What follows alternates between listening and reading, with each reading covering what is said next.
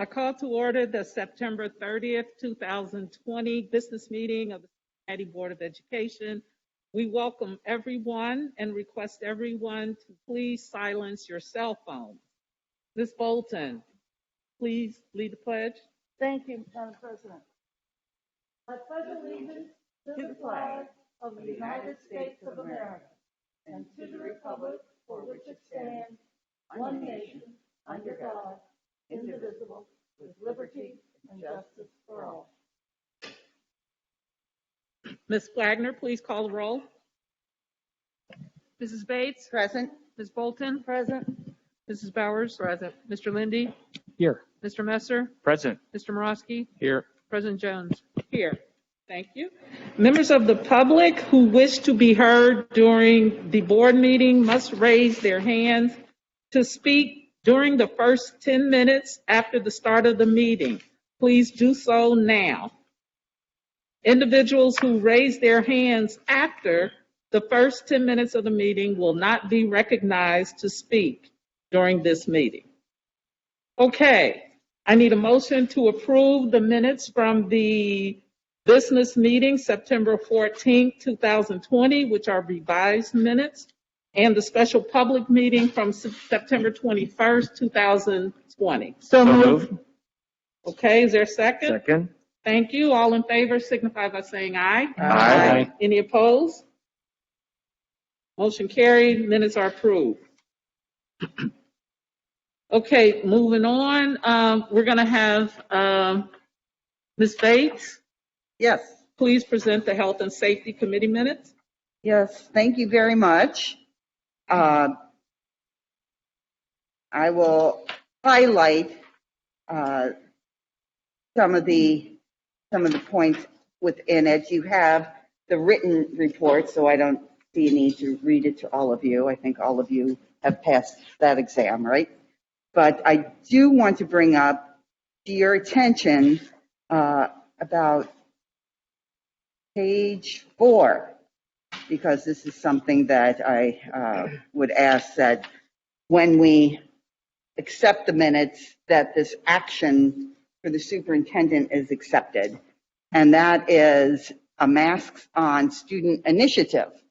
And that is an initiative that will feature students as leaders asking the community to put their masks on so they can go back to school as they had before COVID-19.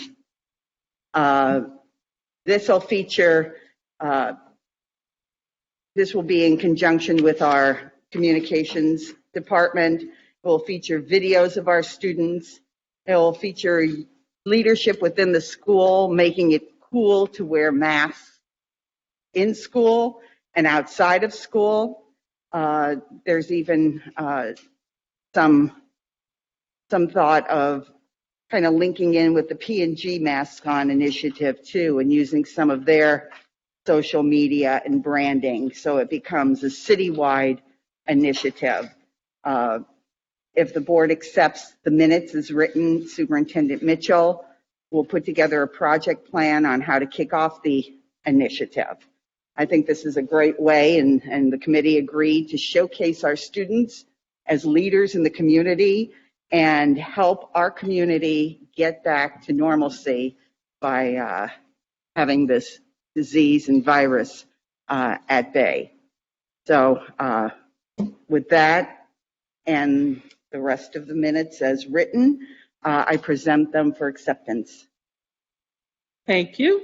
Do board members have any questions or comments about those minutes? Wonderful. Okay, Ms. Bolton, as chair of the Finance Committee, please present your report. Thank you, Madam President. Glad to do so.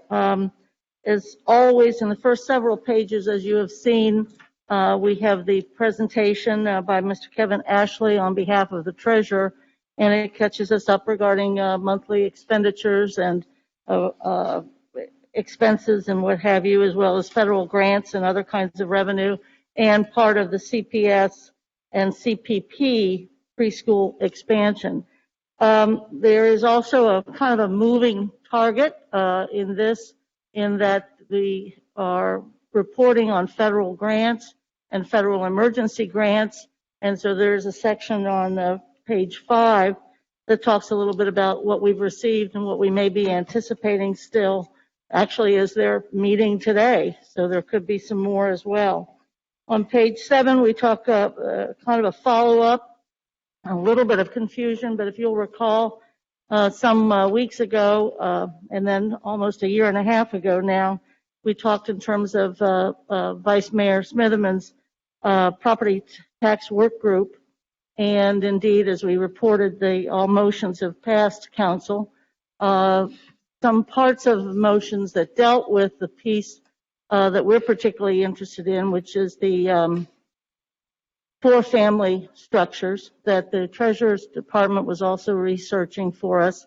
There was all of that passed, at least for staff work for the whole council, but in the Zoning and Economic Growth Committee, a couple of motions did not pass, but it does not impact the forward movement of all of those motions. The other piece of that 4-family is that the Treasurer's Department's been doing some really good research, and we'll be completing it so that we know if we do commit, as this goes down the road a bit more, what kind of revenue we could be losing in the name of trying to encourage development of the 4 families that appear throughout the city. So that's just an update, and we're glad that people reported that to us. We also had a report from our government liaison, Mr. Kearney, Senator Kearney, Leader Kearney. Well, one thing that was disturbing is that there was a transportation bill introduced that would prohibit our 7th and 8th graders from being transported on Metro or by Metro. Since that time, I think the treasurer's reported me, but it's not in the minutes, that possible that is not any longer the threat, but we were really pleased that our own director, Mr. Johnson, did testify about that and a few other things. Mr. Kearney also talked to us about the legislature still working through what are the COVID adjustments and what expectations may or may not be expected of our students or our instruction folks regarding the report card, regarding some other particular interests that we would have, whether it's graduation or what have you. We also had a good report, and as we enjoy that in Finance Committee, a discussion about our relationship with CPP and also the expansion.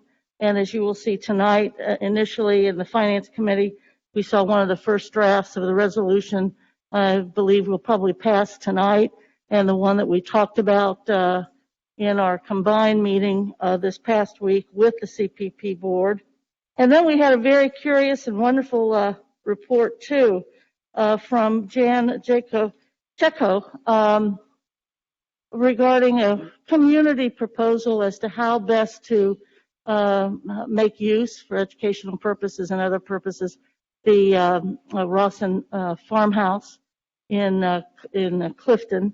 And we also had our architectural advisor, Melanie Bates, propose that something that we've been trying to deal with for a number of years maybe has an opportunity, which is the carriage house behind Fairview German, which Fairview German is part of this whole idea of having this kind of Clifton campus that Jan Checo was talking about, and Melanie proposed that maybe, since it's been too expensive for us to actually totally remodel it into something for like an inside structure, to bring it before you, and I think shared it is with the superintendent as well, as sort of more of a pavilion to make it and see if that would be less cost difficulty, if you would, and that would go in keeping with all the outdoor ed piece that we've been working on as a part of both the COVID and pre-COVID, as well as we know there are community groups assessing our campuses and our land and property as to where we might be able to do more and more outdoor education and even have some degree of facilities on our campuses. And then as we get to the final part of it, we had the treasurer talk a lot about how this budget is being developed and the format that will be used. We appreciated that. We also had Mr. Johnson report on the savings that 122 presented versus 32, and we appreciated their work in that area as well. Yep, that's it. And one big thing about all of this is to keep in mind as we look at the budget, much of that budget is in part driven by which instructional models we use and how adamant and how complete we want to be in pursuing the CDC original advisees. So it was a good meeting, long meeting. Appreciated everybody's input, and it was great to have a member of the community actually present an idea for us. So I submit and hope for approval. Thank you. Do board members have questions or comments about the report?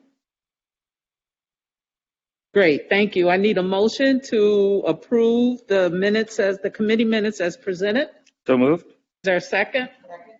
All in favor signify by saying aye. Aye. Opposed? Motion carries. Minutes are approved. Okay, so we begin tonight. The superintendent is at the podium, and she will give the first presentation. Yes, thank you. So this evening, we're going to provide an update to the district's safety plan as well as the instructional plan related to a very specific school. And they're pulling up the presentation now.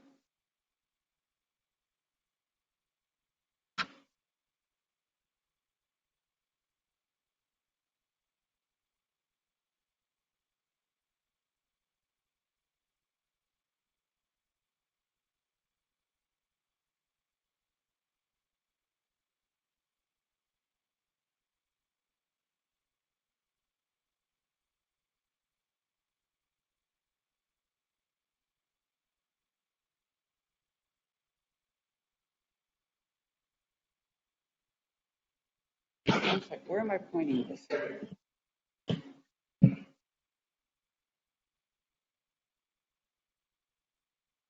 All right. Thank you. Okay. Thank you. So this evening, what we want to talk about is the plan for our district, considering that next week we will be welcoming our students back, a subset of them, into our schools, and we're very excited to have our students re-entering our buildings. Rest assured, we as a district have a plan. As a matter of fact, we've had dozens of plans to try to address all of the complicated requests, but very much needed and acknowledged requests from community members, from parents, as well as from our staff. We have investigated many options, and we have a very measured approach to our work, and we are literally calculating each move to identify the cost to that move in terms of benefits as well as risks. Although tonight we're going to be talking about a plan, at the center of everything are our students. Their safety, which we've always had in mind, but because of COVID-19, we have a heightened level sense of making sure that our students are safe and their academic needs, which are major priorities. In this meeting this evening, we are going to discuss the decision that was made by the board for the blended learning model, the 1-2-2. We are also going to discuss the IT infrastructure that supports the entire district and distance learning, as well as in-person learning. We're also going to discuss the parent surveys as well as staff surveys, in addition to a very specific school being Walnut Hills High School. It's important to acknowledge that CPS, we are not operating in a vacuum. We have many partners who are working with us, who have expertise in the area of healthcare, as well as quality improvement, as well as technology, supporting this district. From Cincinnati Bell to Children's Hospital to the Cincinnati Health Department to the Greater Cincinnati Foundation, and there are many, many other partners who have come together, as always, to support Cincinnati Public Schools during this extremely trying time through a pandemic.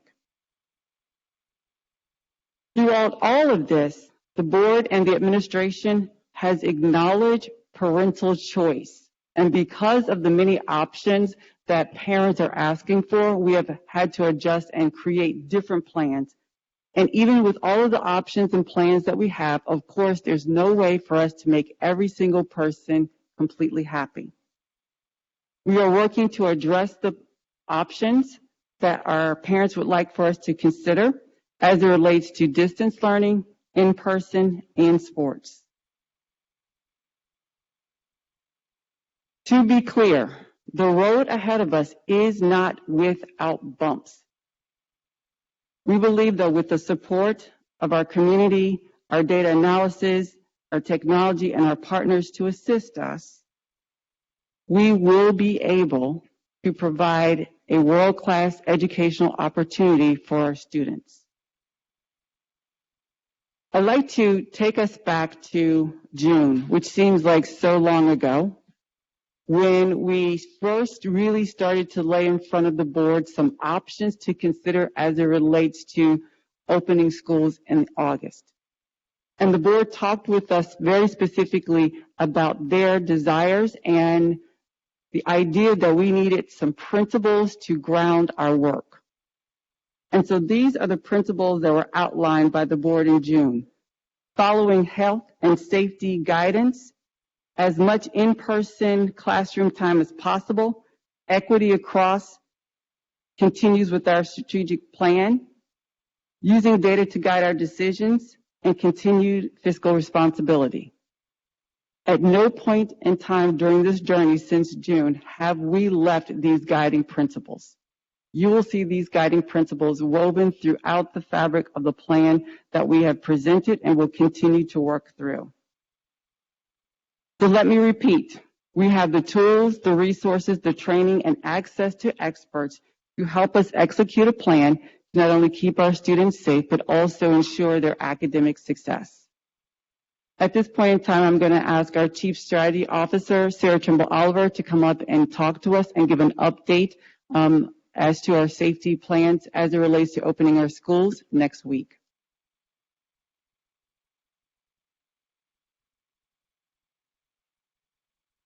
So Ms. Mitchell mentioned that following health and safety guidance is one of our guiding principles. And as we approach our next phase of reopening, we wanted to remind our students and our parents and our staff that we are following the CDC guidance for the safety precautions in our schools. Next slide, please. So you guys have seen these 31. I'm going to highlight a few of the important ones just to remind everyone. Blended learning in A and B groups so that we can achieve the 6-foot distancing and small groups. Masks, classroom cleaning kits, increased fresh air delivery in our HVAC systems, temperature checks, school nurses, isolation procedures, and COVID testing for our students. These are all shown here and come straight from the CDC guidance. The fuller details of our safety plan can be found on our district website, and it does explain in more detail how we're meeting each of these 31. Next slide, please. So we do have an update on our community health data again tonight. These are the same measures that were presented by Dr. Amin and Dr. Mussman last Monday. And actually, you're going to see that this week's data is very similar to last week. This is our updated chart for the daily number of new cases. And again, we look at the 7-day moving average, which is the gray dots. And go ahead to the next slide. We're going to zoom in on the past 14 days. And the green and red dots along the center there represent the 7-day moving average and whether that day went up or down from the prior day. And again, this week, we have 8 out of 14 that are moving in the downward direction, which is the same as last week. We actually did have, if you look at the 14-day average of new cases, we actually had a small decrease from last Monday from 34 to 29. Next slide, please. The next 3 measures have not changed since last week. So our positivity rate is still 3.0% for the city. Next slide. Our time to get test results is still at 2 days. And next slide, we are still at the orange level for the Ohio Public Health Advisory System. And the next portion of our presentation will be Krista Boyle.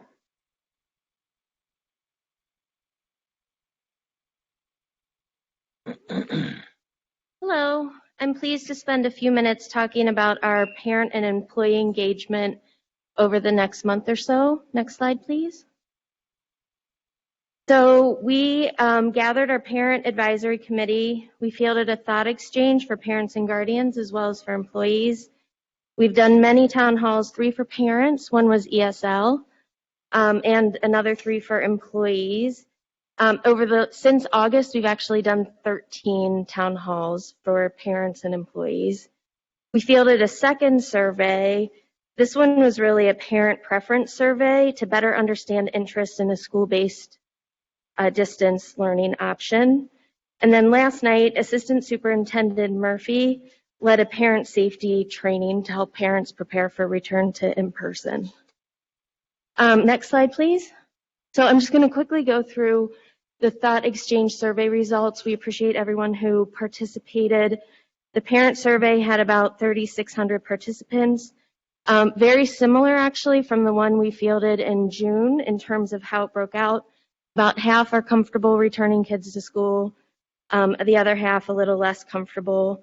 Concerns about switching models, teacher instruction, and parents of younger children were more likely to advocate going to in-person. That was about 60%. Next slide, please. Same question we asked employees. Could you go back a slide? Thanks. We asked employees the same question. It broke out a little bit different, but it was really helpful to understand what was on our employees' minds. A little bit less comfortable returning to in-person, concerns about lack of mass testing, difficulty enforcing rules, and understanding what was on our employees' minds really helped us with the town halls and the work we've done the last few weeks to help people get ready to return to school. The second, next slide, please. The second survey, this one was about preferences to understand by school the interest in returning or into trying to offer a school-based distance option. This one is ongoing, and because we want to make sure we get as many parents participating as possible, schools are making individual calls and also utilizing email. As I indicated, it's ongoing, but as of yesterday, excluding Walnut, we had a little bit more than 6,000. Since then, the numbers have crept up. We've had about another 1,000 responses. 46% of parents would be interested in this option. Next slide. I pulled out the Walnut Hills data so that we could also see that. There's a significant preference for staying in the model, with about 60% of Walnut Hills parents preferring that option. So I'm going to turn it over to Deputy Superintendent Amat.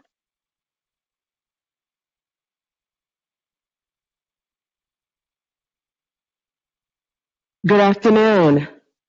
We are so excited about blended learning. However, at Walnut, we are unable to support the CDC guidelines, simply high enrollment, student enrollment, and small classrooms. We have 2,877 students, 197 are out of district. Last year alone, we had 29 teachers teaching from a cart, and our average class size is 32. At the bottom of this slide, you will see sample classrooms. So the first one there is about 900 square feet with holding 15 students. That's our typical class size. For preschool, it's 16. At Walnut, it's 9.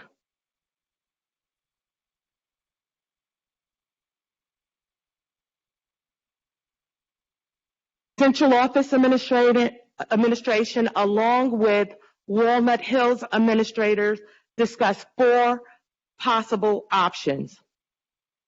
The first is remaining in distance learning.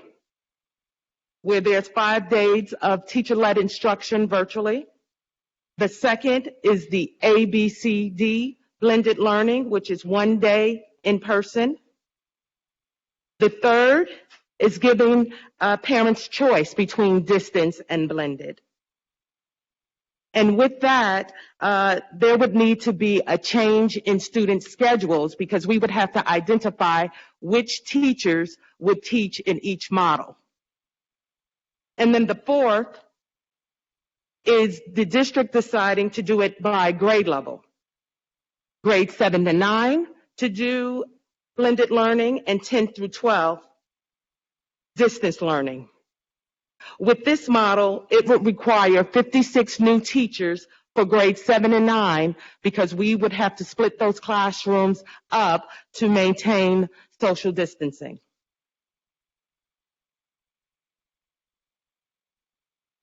We are asking the board to please consider distance learning.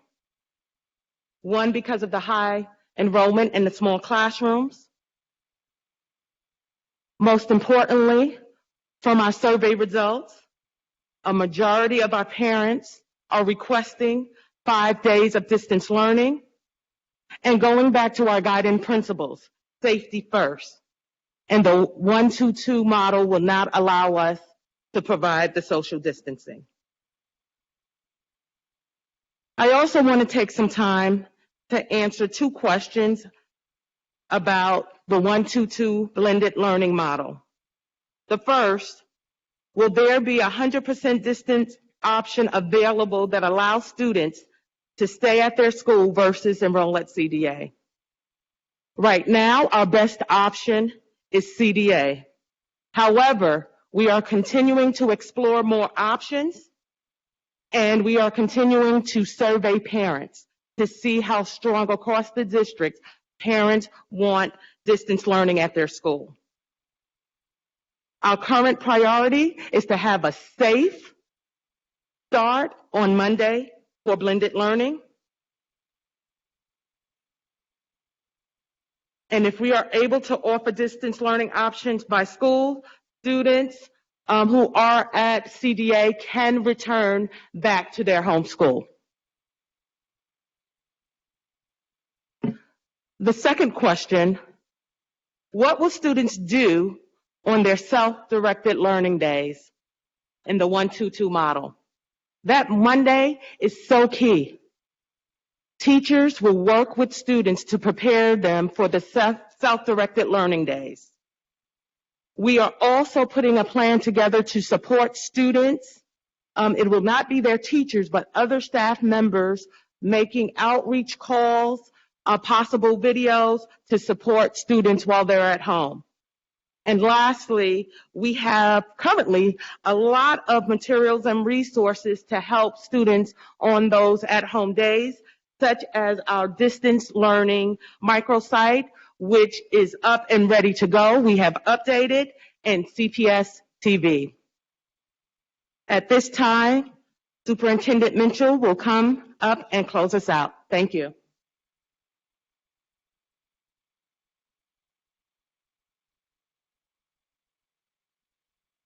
As a district, we are moving in the right direction.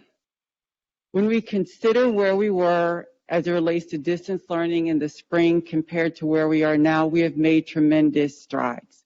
We are not just, though, comparing ourselves to where we were last year, we are comparing it to a standard in terms of being able to connect with our kids and provide quality education. We're also moving in the right direction to reopen our schools for our students to be in face-to-face learning in a blended learning model.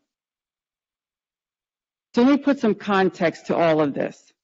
Last board meeting, I provided school district information about urban districts across the nation who have been in-person learning. You may know that there are many schools in this area, private schools, parochial, charter, and suburban schools, who have opened their doors 5 days a week and who are also offering distance learning. In a good bulk of those cases, parents who choose distance learning are on a totally separate platform than what's happening in school. It is separate. I also wanted to be able to highlight what's happening in 2 urban districts in the state of Ohio, and I'll continue to talk with superintendents and get other districts involved in this information. In terms of the urban 8, Canton, and I talked with the superintendent yesterday, started off with in-person learning pre-K through 5th grade face-to-face, 6th through 12th grade in a hybrid model 2 days a week. And so I asked, how is it that you can offer pre-K through 5 face-to-face instruction 5 days a week? Are you adhering to the CDC guidelines? And the answer is yes. So I said, how can you do that? And the response that was given is that they actually have too many buildings in their school district. And so, unlike CPS, they are not growing like we are and could actually provide the social distancing within the buildings that they have for the pre-K through 5th grade students. So, after parents decided whether they wanted 5 days or distance learning, and kids actually started to show up, based upon the number of kids who were actually physically in the school, the superintendent was able to reassign teachers within each building to service their students who wanted distance learning in order to stay in their home school. So that's what our deputy superintendent referenced. Our intention is to, after next week and the following week, after we see who actually shows up to our doors, we'll be able to see if we are able to reallocate teachers who are currently in the building to support distance learning and stay assigned to their home school. Canton also has a digital academy like CPS, and they've had that for a number of years like Cincinnati Public. Columbus announced today that their pre-K through 8th grade students will start to phase back in, but not until October the 19th, extending through November the 2nd. Again, I said pre-K through 8th grade. So you may say, what's happening to high school? High school students will remain in distance learning. So as you can see, and I'll continue to provide you more and more updates, Cincinnati Public, we have researched and talked to people nationally, locally, and statewide, and there is no one who is doing anything significantly different than what we have already proposed to the board over the last several months. Not to say that because they haven't done something different doesn't mean that there isn't a better option out there. And so I wanted to be able to give you that information to lay that context. We have considered our students, our staff, and our parents through surveys, through town halls, through email messages, through text messages. We have taken all that information in and provided what we believe is the best and safest option for our students. Now, Cincinnati Public Schools, we have our own set of challenges. Again, unlike Canton, we have been growing, and so we don't have the space within our elementary schools to have 6 feet of social distancing and have all of our students back at the same time right now. There are many complexities that we serve 52 different neighborhoods, and we serve a very wide range of community people. And so we have to have a unique approach for CPS. We have worked extremely hard to offer differentiated options. And unfortunately, sometimes we will offer one option, then it upsets another apple cart. And so we have really tried to give people what they've asked for, from CDA to preschool being in 4 days a week as opposed to 2 days, to the specialized classrooms being in session 4 days instead of 2 days. And also, we're considering and working through how we might be able to offer distance learning, and you can stay at your home school.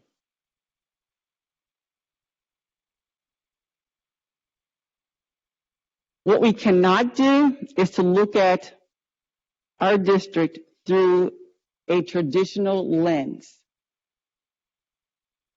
The challenge that we are facing will not support a traditional way of thinking. We are not in a traditional time, and our educational setting is not traditional in any sense of the word.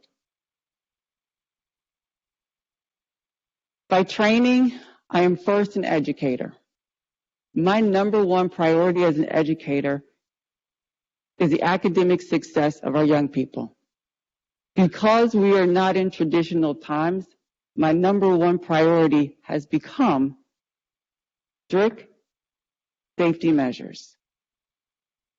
And the complexity is to pull both of those very different concepts that can be different together to provide options for people, for our families and our kids,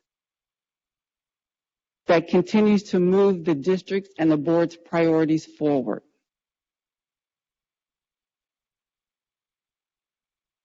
So this is the way forward. Not the end of the way forward, but it's the beginning of the way forward. So where do we go from here? We execute our phase-in approach for our 1-2-2. We continue to use CDA. We bring in our preschoolers at 4 days a week in specialized classrooms and continue to support our students through sports. And we move forward with Walnut Hills with 5 days of distance learning because we simply cannot meet the demands of bringing the Walnut Hills students on campus with 6 feet of social distancing for more than a day a week for grades 7 through 12.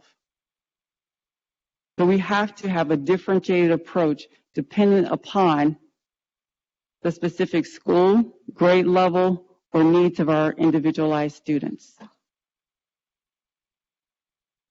So we're at a pivotal point, chaos or community. That's where we are. And so I say that we're at the beginning stage because it's my belief that we have not yet experienced the full capacity of what CPS can do in this new era. And so, as a community, I believe we should move forward with the plan that has been developed, measure on a weekly basis the implementation and the effectiveness of it, and at the same time put a team together to work on rebuilding CPS with our community as a whole. There's a quote that I had, and I decided to take it out of the PowerPoint for this evening, but it speaks to there's no way for us to create a new society without us coming together as a community. And those words were written by Martin Luther King in 1968, and they're still applicable today, 52 years later. So at this point in time, we'll take any questions or comments from the board. Okay, so we're going to open the floor up for questions or comments to board members. I think just to kind of pull this together so that we can be clear as we give direction based on our comments and things, to give clear direction. So for board members, I think for us, once we have discussed it, the superintendent has offered suggestions about the option or the process for phasing in, and I guess we can either reach consensus about it very solidly, or we can put a motion on the floor. So that's kind of where we are right now. So let's open it up for discussion at this moment. Mr. Messer. Yes, I just want to start by saying thank you, Superintendent. It took us a long time to get here, but I have full confidence in the plan that you and the team put together. I think this was a really good outcome of many weeks of discussion and dialogue. So thank you so much for that. I think the thing, the great magnifier here, of course, the students are at the center of our decision making, but it is our staff who are going to bring these plans to life. And I don't think there's anything that we can do to show our appreciation or gratitude, to the level that we need to for these people. I happened to run into Principal Tammy Solomon Gray last night, and very casual out at an establishment. And I said, "How are things going?" She said, "People are fired up, and we've had a good week getting ready." And I think, and I've heard that from multiple staff members. Talked to a principal even walking out today.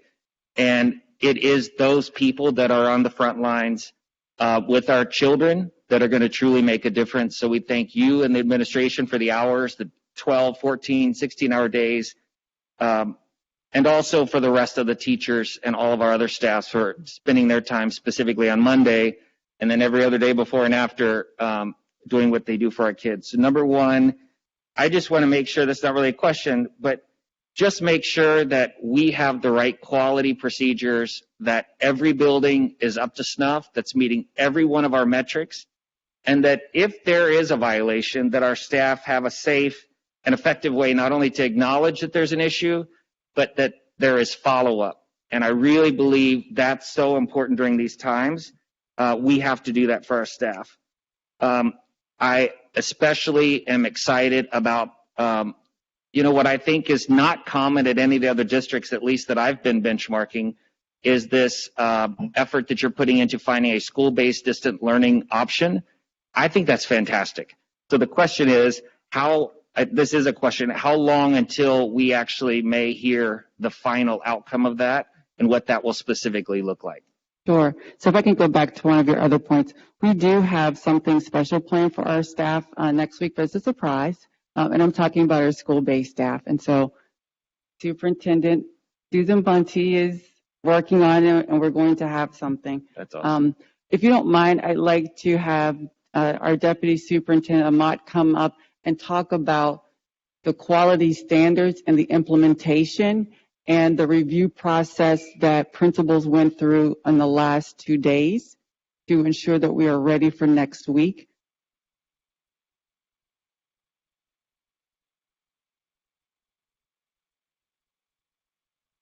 We have been in preparation for months.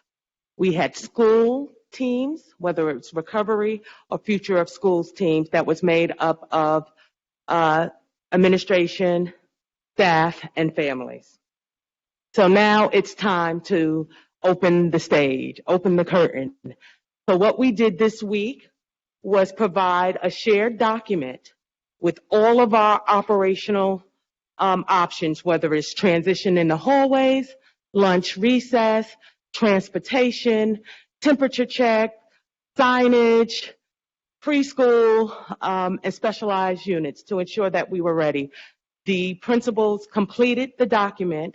We sent that off to all of PLT members and all directors over those departments. Then we met today in small groups. So our superintendent opened up our meeting today, and then throughout the Ed Center, we had stations.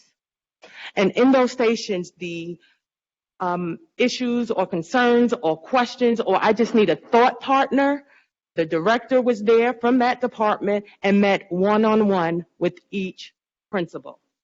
Then we had a wrap-up that they had to leave for me any unresolved issues so we can make sure that we answer and are ready for Monday.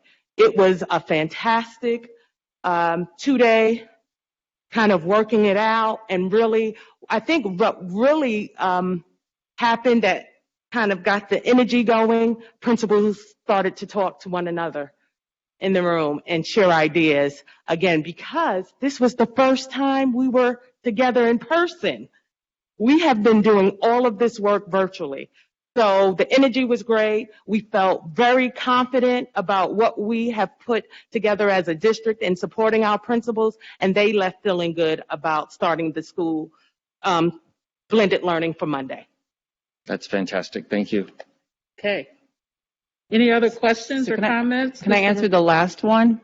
The last question that Vice President Messer asked was, when will we know if we can provide parents the opportunity to stay in their home school? We will know once we get through the first 2 weeks of having our kids back into the buildings. So next week we will transition pre-K through 2nd grade, and at the high school level, 7th and 8th grade, and then the following week, 3 to 6, and then 9 to 12. When we get through that second week, then we will know how many kids actually show up bottoms in seats to know if I have 3 third grade teachers in a particular school, based upon the number of third graders who actually show up, can I reallocate one of those teachers to do distance learning and keep kids who want to stay in their home school there? But I can't guarantee that's going to happen. It just depends on the number of kids who show up in each building, recognizing that we're trying to keep our costs down and not have to add additional staff to make that happen. So thank you for that. Again, the one thing that came out in the survey that Krista presented was we really have 50% of our parents who are ready to go and 50% that are hesitant, and both of those are right. And I think what you're doing is creating a win-win, and I appreciate the work you're putting into that. Thank you. Thank you. Mr. Morosky.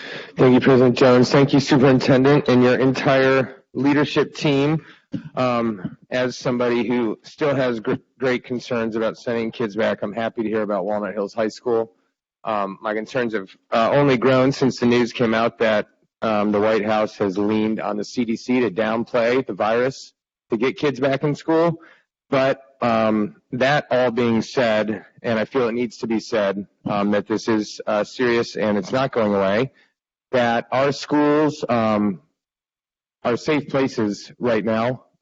This Ed Center is a safe place, and I feel in a lot of ways that one of the safest buildings our kids can probably be in is with our teachers, as many concerns as I have about it. So I appreciate all of the effort that's gone into that safety piece, because like you, my first training is as an educator before I became a public health professional presently.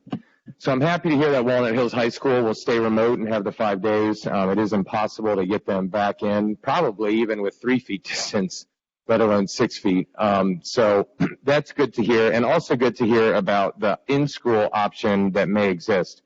So just brief questions. With the in-school option, if I heard correctly, if it is able to happen, and just to put a highlight on what you said, just so people can hear it twice, the reason it would be so hard is we would have to hire a bunch of new teachers to do this, which is why we have to wait. So that's certainly fiscally responsible and sound. So if that scenario is capable of happening, then the students who are staying home with the in-school remote would have a different teacher on those days, correct? So there are downsides and trade-offs to everything. Sure. And so, for example, you're absolutely right. If I am a third grader and I was in Ms. Johnson's homeroom during this distance time and I want to stay in distance learning, Ms. Johnson may not be the person who is selected of the 3 third grade teachers to peel off and do the distance learning. Okay. That makes sense. Again, I think it's important, folks realize, we don't know, and Ms. Wagner will be talking about this next, so I won't steal any thunder, but we don't know if the state's going to cut us again, and there's a proliferation of charters during this chaotic time, taking advantage of the chaos and taking dollars, so we don't have a lot to spend. So I appreciate that a great deal. That makes all the sense in the world. One thing I had asked, and I just would love to bring it up publicly for everyone to hear, if in a very unique situation, a family has a student at a high school, we'll use Gamble as an example, and a rising 7th grader who, for whatever reason, they do not want to go back and they're in CDA, will that 7th grader, or does that rising 7th grader have the option or priority of sibling enrollment? Meaning they're not going to be in the building at Gamble, they're in CDA, but their sister or brother is at Gamble. Will they then be able to partake in that sibling priority? That is a question we have not have. Yes? So the answer is yes. Yeah, and that's why, yeah. Answer, yes. Awesome, yes. Deputy Superintendent Amott said That is yes. great. Thank you. And thank you, Deputy. I can't see you behind the screen, but I figured it was probably a good thing to bring up publicly for everybody to hear. So cool. Awesome. So now everybody knows that. And then my last question, I think that actually may have been my last question. Oh, no, there seemed to be confusion today on our email. All my colleagues are aware of this. And just again, for the edification of folks watching, there is not a change at CDA from Edgenuity to Schoology, correct? Correct. So Okay. Here is a prime example of us trying to meet the needs of people and undoing something to try to meet the needs of some that messed it up for a lot. So here's the deal. So many of the parents who signed up for CDA are saying, I want to stay in my home school. And if I stay in my home school for distance learning, you would not use Edgenuity, you would use Schoology. That's right. So we were trying to prep them to appeal to their request to get them over to Schoology, which is what their home school uses. No good deed goes unpunished. Yes. That's right. And so as a result of that, it caused a lot of confusion. So our deputy superintendent said, just stop. Yeah. Edgenuity, we will stay there. We will phase to Schoology, provided that we can provide that home-based distance learning. Great. That makes Although- sense too. I just wanted to give Yeah. you the time to, Thank you. yeah, awesome. Thank you. Although that may be just to be prepared. So I think the Yes. messaging is going to be crucial. That may be the wave, the new wave of emails and concerns that are expressed, the why. So we need to be very clear. So I'm That's glad good. that question was asked Yes. and the answer was on point. Okay. Any other questions or comments? I saw Ms. Bowers and then Ms. Bolton. Thank you, Can you hear me? Yes. Thank you, Superintendent, Deputy Superintendent. I just want clarity on the 1-2-2 blended model, to be clear, because I don't think everybody's clear about the 2 days, what will students be doing? Because initially, the thought was that people would be doing a virtual thing while they're at home. And I want to be clear that that the plan is when the B group is at home on Tuesday, Wednesday, when the B group is at home Tuesday, Wednesday, that we're saying that there's going to be some reach out to them. They're going to be directed to use these other avenues of learning. How does that get tracked and accounted for with the teacher? Okay. Great question. The outreach is more of support. It's not a teacher because the teacher is working with the other group. The monitoring of learning and measuring learning is about work completion, when I see you the next time, where you are, and discussion. So a lot of the work that is being done at home is independent work. Things that doesn't require screen time. For instance, reading. We want our kids reading. That doesn't require screen time. Or writing. So those are the learning activities that will take place at home, as well as the CPS TV and the website. The other staff that are in the building will call, ask questions, provide other additional support, but it's not a direct teaching with the student. It's supporting the student at home. So just a follow-up. Thank you. That was good clarity. So when they're at home, it won't be similar to what parents are expected to do with their children now during 5-day remote. Correct. Okay, so that's different. Correct. So you're not going to be logging on to a Google Meet session. Okay, all right. So if we are able to, based on the numbers, based on the availability of teachers, move to this possible remote learning for the 2 days that they're not in school, that would be different than what they're doing when we first go back. That'll be more interactive. For like a third teacher. Say that again. If we are able to move to the remote learning to support based on the numbers in the school after the 2 or 3 weeks that we are A full counting. remote learning at the home school. The homeschool, Okay, yeah, you yep. call it homeschool, right? Which that means something different, but yeah, remote homeschool learning. That would be interactive for those Yes. families who choose, or will families be able to still do the self-directed learning? Is that like Yes, making it more what we're complicated? looking at, it's almost streaming. Yes. That's what we're looking at. So the teacher will have their class, and those who elect to go remote can see what's going on in the classroom. But a family can choose to stay self-directed also. Is that, if we move into that remote, will those families choose to stay self-directed on the days that they're at home? Or It they will all automatically be- depends. Okay. It all depends on the numbers. Okay. It depends on the numbers. So whether we're going to stream in a 2-2-1 model, it just depends. Or we're going to try to do 4 days of interaction. It just depends on how many students and how many staff. Okay. So it's up for discussion. All right. It's another layer. Okay. Okay, thank you. Ms. Bolton? Yes, thank you. I appreciate the work, and I'm pretty clear about where we are and where we want to go. So I would like us to talk a little bit more about our intent through this year, if it's possible, safety-wise.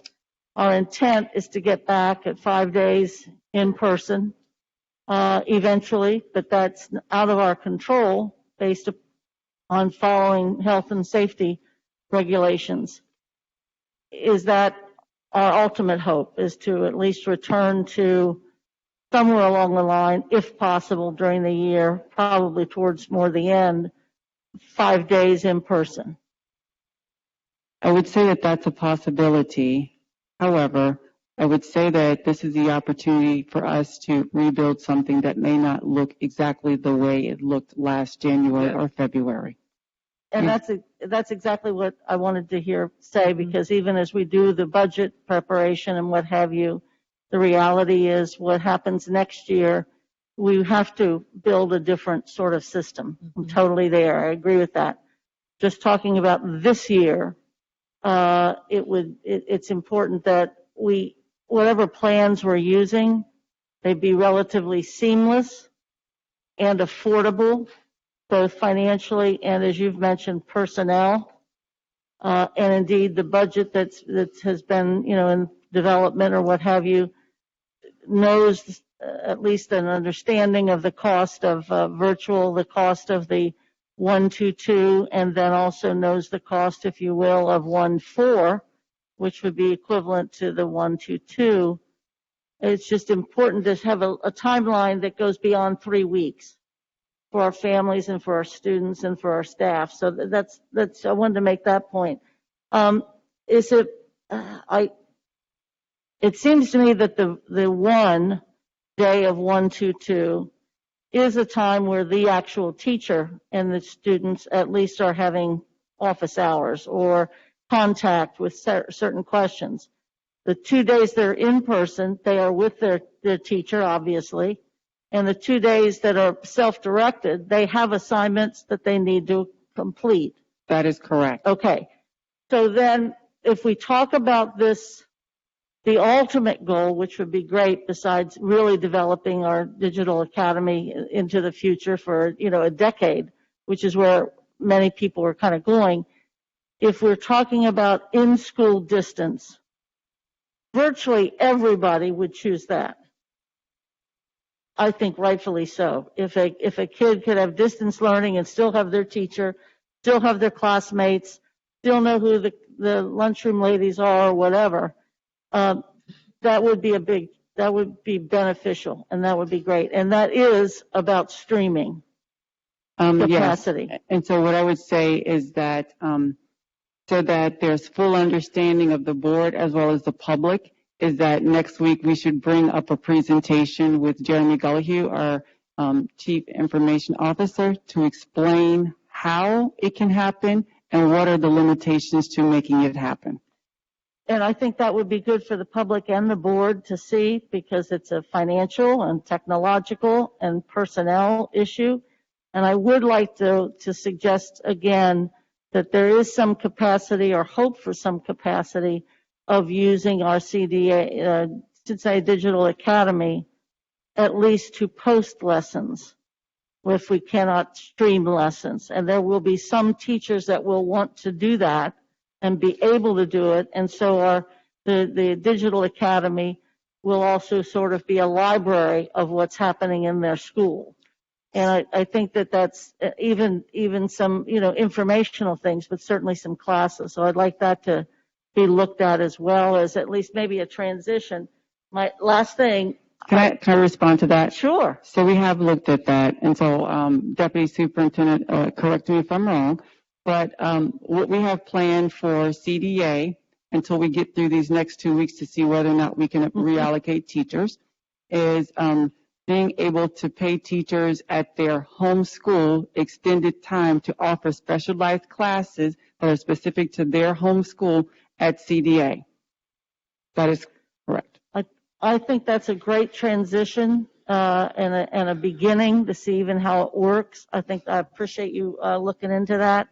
And I don't want to confuse the public or me any more than I usually am. But when we do talk about this is longer term than necessarily something that's going to happen in 4 weeks because of the money and what have you. And I would worry about too much of a segmented transition, because then what begins to happen is there'll be maybe some schools that could do it because the personnel is there, and there'll be some schools that can't or won't be able to. So I just want us to be very, very transparent about that, and we don't want certain schools getting it and other schools not getting it or what have you. And I know where your heart and mind is and everybody here, but it's a very, very important part of this in our equity piece. But I'm thrilled with the plans that you have, and I appreciate the work, and I support what you're suggesting.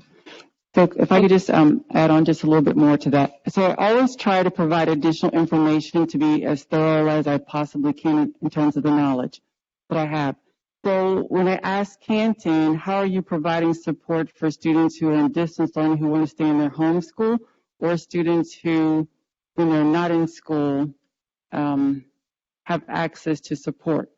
And what they said was that 2 days a week they end their school day early. So see, there are trade-offs. There's a limited number of people and a limited number of amount of money. And so their trade-off is that they're giving kids in person less instruction 2 days a week. So we need to always remember, and Jennifer Wagner says this all the time, what are you going to give up in order to have this? Because it has to balance, because we have limited resources. Thank you. Thank you. Mr. Lindy? Thanks, President Jones. I want to start by saying that I think this is the right move for us to be making in terms of bringing kids back to the blended model, and I'm very glad we're doing it. I think there are all kinds of good reasons why, many of which have come up tonight. I think the public health numbers for sure. I think the perspective of parents for sure. I just also add this ongoing issue of kids we're not reaching in the virtual model. I'm hopeful that we can reach many of those kids by having schools physically open. And so I think that from my understanding of the data, a lot of those kids are concentrated in some of the low-income schools. And so I think this is a great thing that we're going to be able to open schools' doors to bring kids back. So I think I'm supporting this. I think it's a great thing for us to be doing. I think the only thing I'm still not totally clear on is, and I know you mentioned, Superintendent, that there might be a presentation about this forthcoming at a future meeting, but I'm not totally clear yet on why we can't stream classes live. And this is not scientific, but just in some research through people who have reached out to me, it looks like locally Madeira, Seven Hills, St. Clement, Mercy McCauley, and Wyoming are all doing that. And then there may be a reason why we can't, but it does seem preferable to, for many of the reasons that Member Bolden was just raising. There's a lot of uncertainty about how many teachers wouldn't come back, how many kids wouldn't come back. And if there is a way to do this, it just seems better. And so I wanted to ask about to learn more about what's going on there. So we actually have that presentation ready to go. It was actually in tonight's presentation, but when we decided to wait to look at the first 2 weeks of attendance before trying to move kids back to their home schools digitally, we pulled that component out. We are ready to go with that on Monday night. So Monday the 5th, we can provide a presentation with provided by our Chief Information Officer, and he will show you exactly. So he could come up and tell you now. I think the visuals paint a really good picture and helps to break it down for people to understand. Yeah. But that's okay. I believe that I've already at least documented for some conversation about that on October 5th, based on what we had talked about the other day. So Okay. if that's, if folks are okay with that, we could just move on with the October 5th Okay. date, So- which is Monday.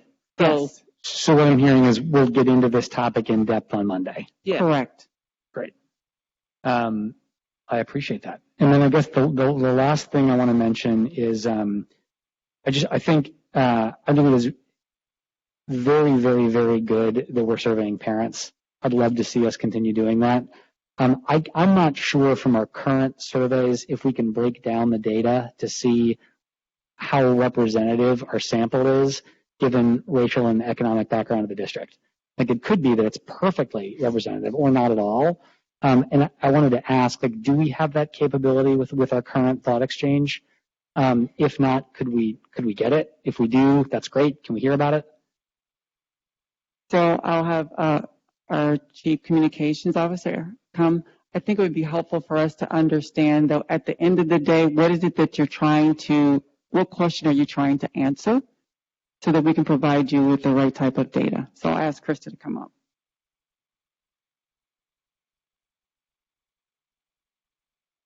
Not today with Thought Exchange. It is a limitation of that tool. But just today, I met with another organization that would allow us to do that. That's exciting. Yeah, so we are looking at other options.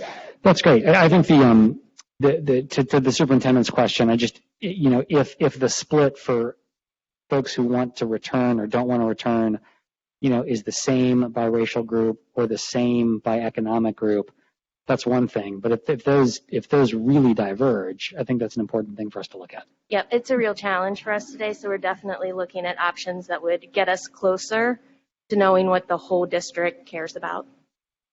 Great. Thank you very much. Mm-hmm. Any other questions, Mr. Lindy?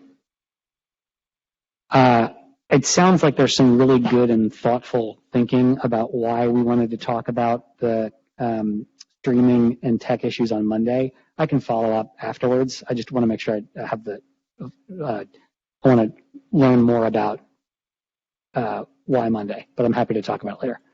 Well, let me just follow up without us getting into a huge discussion about it. But we did have a pretty in-depth sort of beginning conversation on what's today? I don't even know. Monday when we met. 28th. Just an overview sort of what it is. So, and I think that in all fairness, I think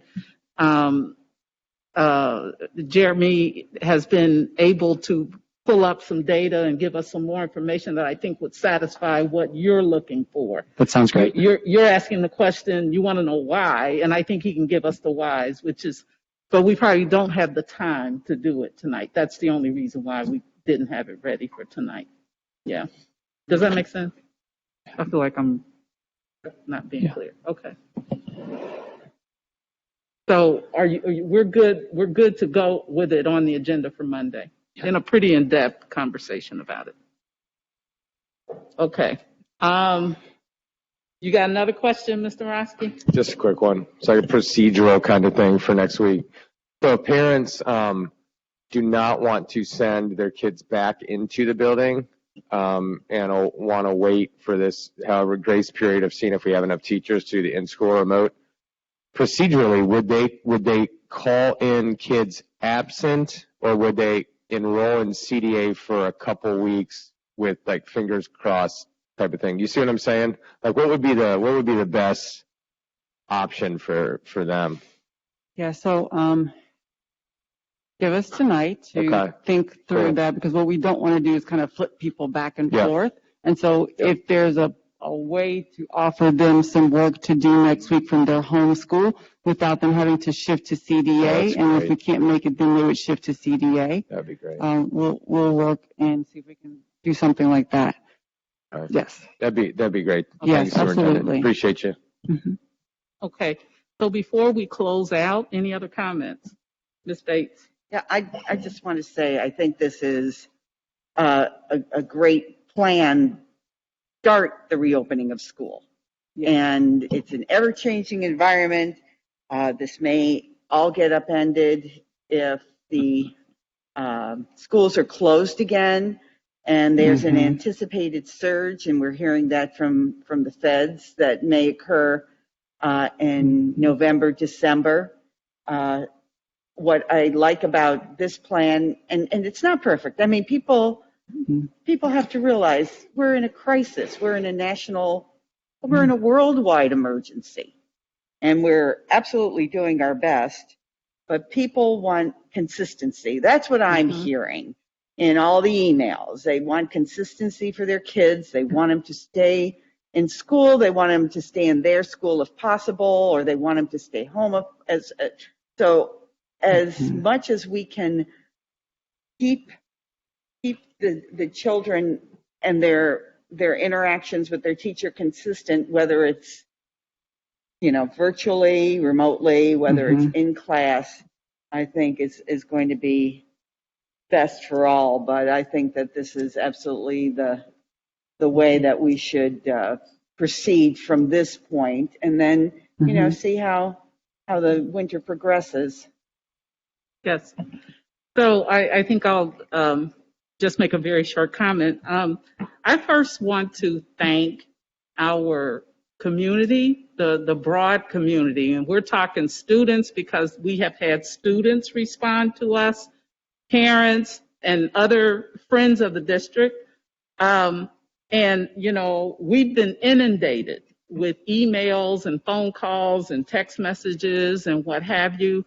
And I know some people are angry because we can't respond to them. And I just wanted to comment to say we are reading everybody's emails and we are going to respond. I hope that this has been clear. And again, we must have a clear message as we communicate out there. But I just want to offer thanks on behalf of the board for all the comments that we have received, and we really do appreciate all the feedback. And, just the notion that we're now feeling like we can start somewhere to bring consistency to it, I think is great. So I'm really appreciative of that. I also want to make a comment because I think I agree with both Board Member Bolton and Board Member Lindy. I think what they're suggesting is more big picture, and we don't want to forget that. That's our job. That's our job to think beyond what's going to happen. And so we, living in the moment where we have to phase in and move forward and do something and make sure that it works, I think we have to allow ourselves enough time as well to talk about what our future looks like. In a real big way. And so here, I'm saying that to say we got our board work session next week. And so we may want to think about that. We also may want to think about, even though we plan to have the streaming conversation on Monday, we might want to talk big picture around streaming and some of the infrastructure pieces and all of that that's going to be required for that as part of our discussion. So just think about that for a minute. So having said that, I mean, what is the pleasure of the board? It sounds like we've reached consensus pretty much that the board is willing to say to the superintendent to move forward with this recommendation. And are we there? Yes. Unless you want to make a formal motion, I'm guessing that I'm surmising that I'm hearing consensus of the board. Is that right? Well, I'll motion that we approve I'll motion that we approve the superintendent's plans as communicated tonight to open our doors on Monday, both to our students who will be coming back into the classrooms and those who will be remote through our CDA, with those plans to come for the opportunity that potentially they can be remote and in their building. But I move that we approve these plans as communicated. I'd like to second it, and I would really request too that the superintendent, in a summary way, talk about the order of the kids coming back. Repeat that one more time because there is confusion about that. Can we do that in discussion? Yeah, whatever works. It's been seconded. Okay. Go ahead. So to repeat that order, and then to repeat our intent to look more into the school-based distance learning, and that Walnut is coming, is going to remain in remote. Just a good summary of what you really want the community to hear. Okay, so in conclusion, our plan is to open our school building doors for our pre-K through second grade students next week, as well as our 7th and 8th grade students next week. So their first day technically back in the building will be Tuesday, October the 6th, because Monday is the distance learning day, and that's when we will begin our AB grouping. The following week, which would be the week of October the 12th, is when we will welcome back our 3rd through 6th grade students at the elementary schools and our 9th through 12th grade students at the high schools. I forgot what else you asked Walnut. me. Walnut Hills, based upon the fact that if we follow the guidelines of the CDC and the guiding principles of the board, we cannot fit Walnut Hills into that school face-to-face with social distancing of 6 feet. The only way we could do it is 1 day of instruction a week, unless there are some kids who don't show up to school at all, like 9 through 12 or 7 through 8. I just made that up randomly. So the recommendation is for Walnut Hills to stay in distance learning, and that really is consistent with the survey of the parents, and we had a very high return rate on the survey for Walnut Hills parents. So 60% of the parents said that they wanted to stay in distance learning 5 days a week. And after next week and the following week, so the week of the 5th and the week of the 12th, we will look at the enrollment in terms of students who actually show up to the schools.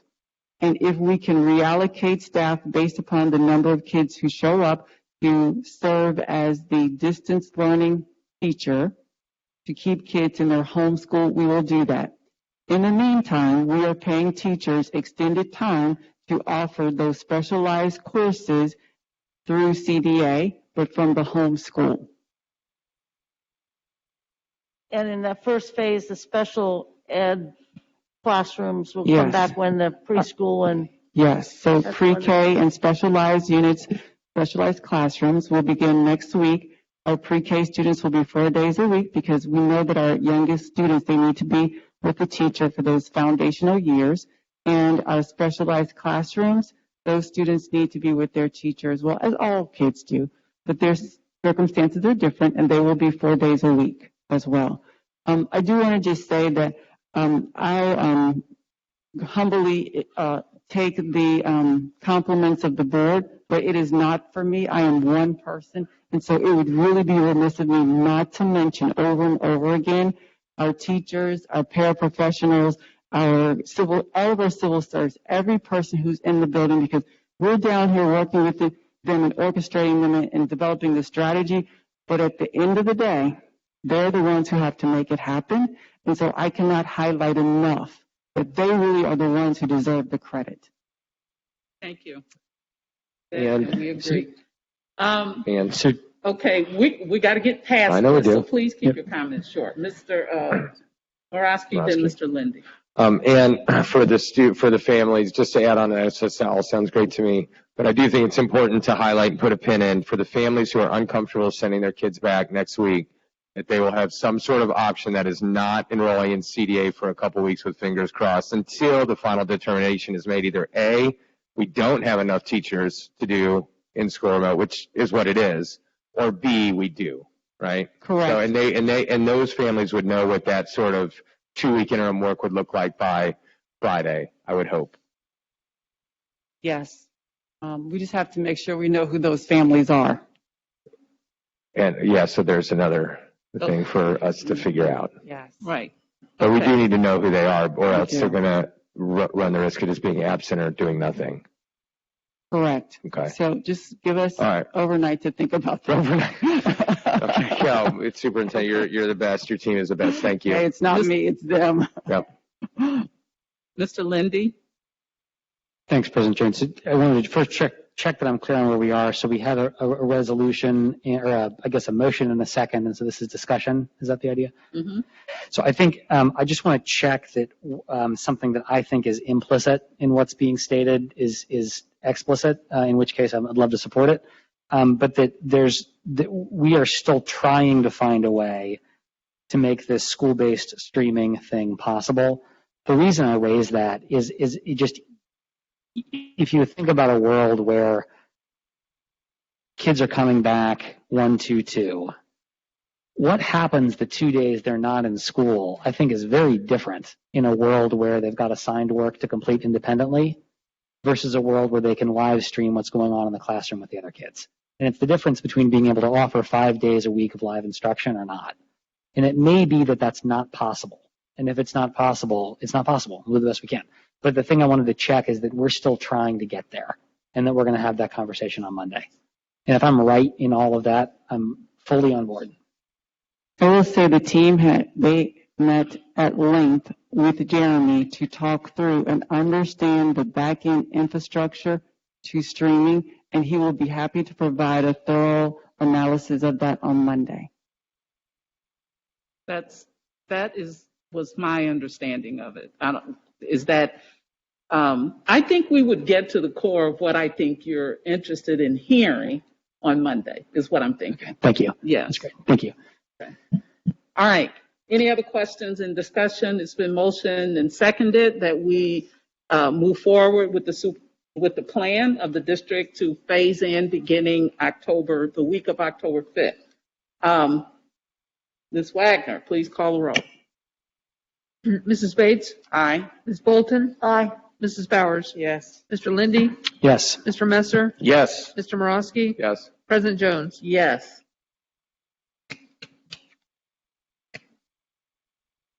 I have to applaud. Okay. All right. Okay, so we do have a second presentation tonight, and this is a follow-up of a board assignment to have our budget presentation come back to us. So, Treasurer Wagner. Good evening, everyone. I'm happy to present the current status of the fiscal year 21 general fund budget tonight. You got flip the slide. There you go. Thank you.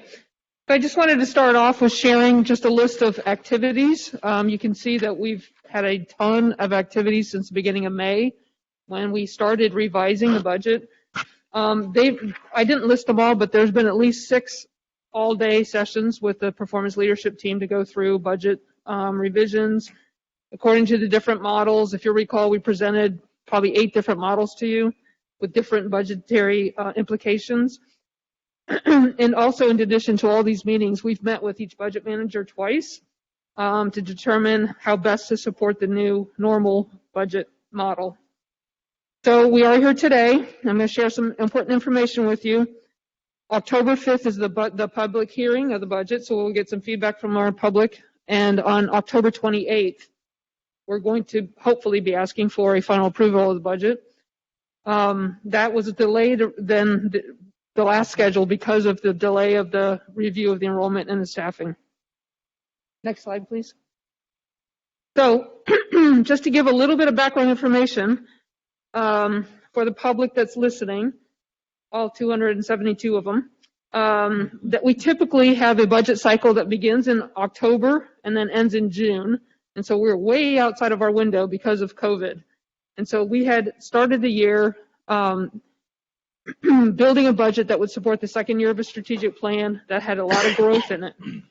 But then we had to set that aside because the state closed down, and we knew that we would not be able to support that given information that we were hearing from the state about lost revenues. So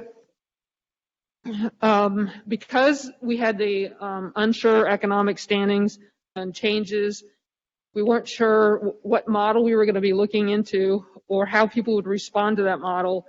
We didn't know what kind of costs we'd be facing with COVID, because if you recall, the CDC standards changed somewhat as things changed. And then, so because of that, we adopted a temporary appropriation resolution to get us through to determine how to start school and then how to fund that. Then on September 14th, we adopted the final appropriation resolution, and that was based on the 5-year forecast. I'd just like to remind everybody that when we did the 5-year forecast update in May, we were in an economic downturn, right? We'd been hit with $8.8 million worth of reductions from the state. Everybody around us was furloughing and laying people off and cutting salaries, and there was a lot of concern about our fiscal stability. Thank you. So we set a budget target of 625 that was based on the forecast and the anticipated revenues for the year. We're having a little bit of challenges trying to meet that target because of the reduction. So remember, last year was the first year strategic plan. We agreed to increase that budget target to help front load and invest in the first year of the strategic plan. That was about $30 million. Then we started incurring on all these costs for COVID. So up to date, we've paid for or obligated the district of $42 million. And I know that's a very low number because I'm starting to see a lot of requisitions come through from individual departments and schools that are buying their own materials related to COVID and the PPE. We don't know exactly what's happening with enrollment. I've heard from the state financial webinar that the e-school charter schools enrollment has skyrocketed, but I haven't seen any evidence of that for us yet. Nothing's been posted officially yet. So we're watching that, anticipating what that will do to our charter school tuition enrollment. We don't know, as the year goes on, how many times we'll have to open, close individual schools or the district, and what that will cost us. And we're really not sure about how the staff's going to react to the leave of absences and what those costs are going to be for the entire year. We also, like I said before, we're not sure what's happening with charter school enrollment, and if there's going to be any more voucher eligibility changes that were kind of a surprise to us last year, and then what unanticipated transportation costs might come with those two changes. So we also hear that some more federal support is coming, but we don't know what that's going to look like yet. So also to help set the stage for the next couple slides, I wanted to kind of review how the forecast plays into the budget and the appropriation. So the forecast is simply a financial projection of cash, the incoming revenues and the outgoing expenses.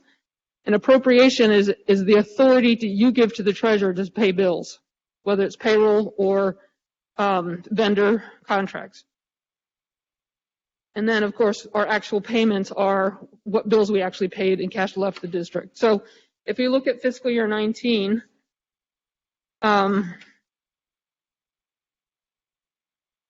so we set the budget target in the fall of the preceding year. So for fiscal year 19 forecast and the budget, October of 18 is when we would have set the budget target based on the available revenues and the anticipated expenses based on historical trends. So in this case, in November, we forecasted fiscal year 19 budget to be 632. In May, we revised it to 622. In June, we appropriated about 610 million. And then at the end of the year, we actually appropriated 629 million. And if you'll recall, that was the year that we started building Starkville Stadium. So we advanced $10 million out of the general fund to build that stadium. We actually only spent 618. So you might say, well, why did you appropriate $630 million when you only paid 617? It's because we have to appropriate everything that's out there obligated. But at the end of the year, there's a bunch of obligations that aren't paid out yet because invoices haven't been presented to us for payment. So that's why there's a difference there. We ended the year in 19 with $126 million in cash. So in 20, we had a very bizarre year. We anticipated the budget target to be 638. We forecasted 627. We then appropriated 657, and that was our investment in the strategic plan. So even though our budget target was smaller, we knew we wanted to invest heavily in the first year. Our final appropriation ended up being 662, but we only ended up spending 630 million. And that included an increase in advances to the other funds, because if you recall, none of the federal and state grants can end up in a negative cash situation.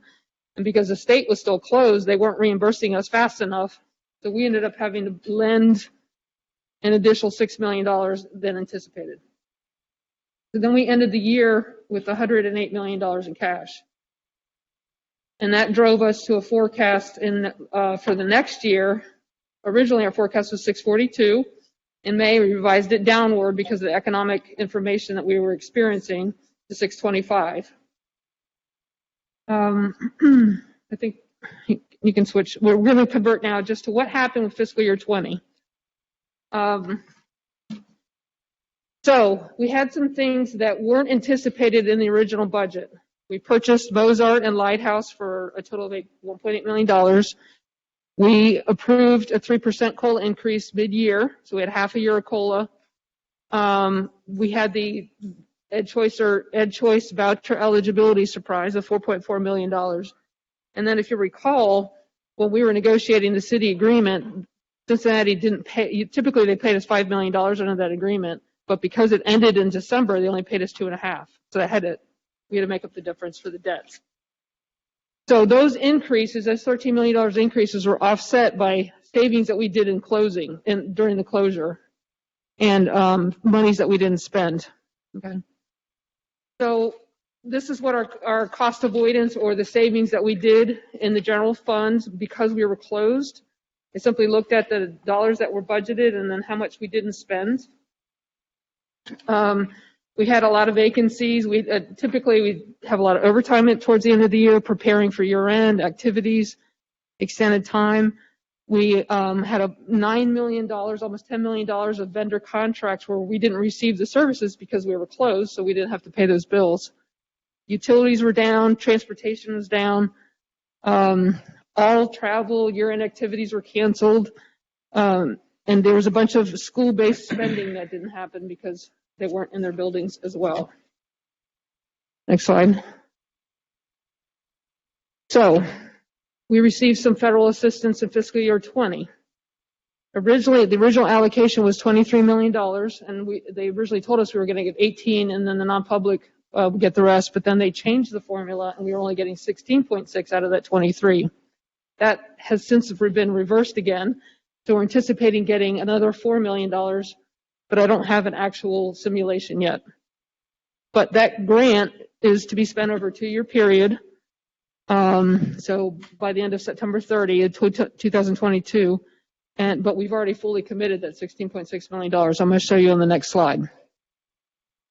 So I think you've seen this before, but it was probably hard to read on a virtual meeting. What this shows you is how much money we've spent on COVID up through last week, I believe, $42 million, $18 million of it hitting the general fund. We fully spent the 2 CARES Acts that we've received, 16.6 and then another 2.2 on the coronavirus relief fund. And then we were able to use some of our student wellness monies to help with some of those, the increase in the nurses. If you recall, we added a nurse to every building and increased that contract with the city nurses.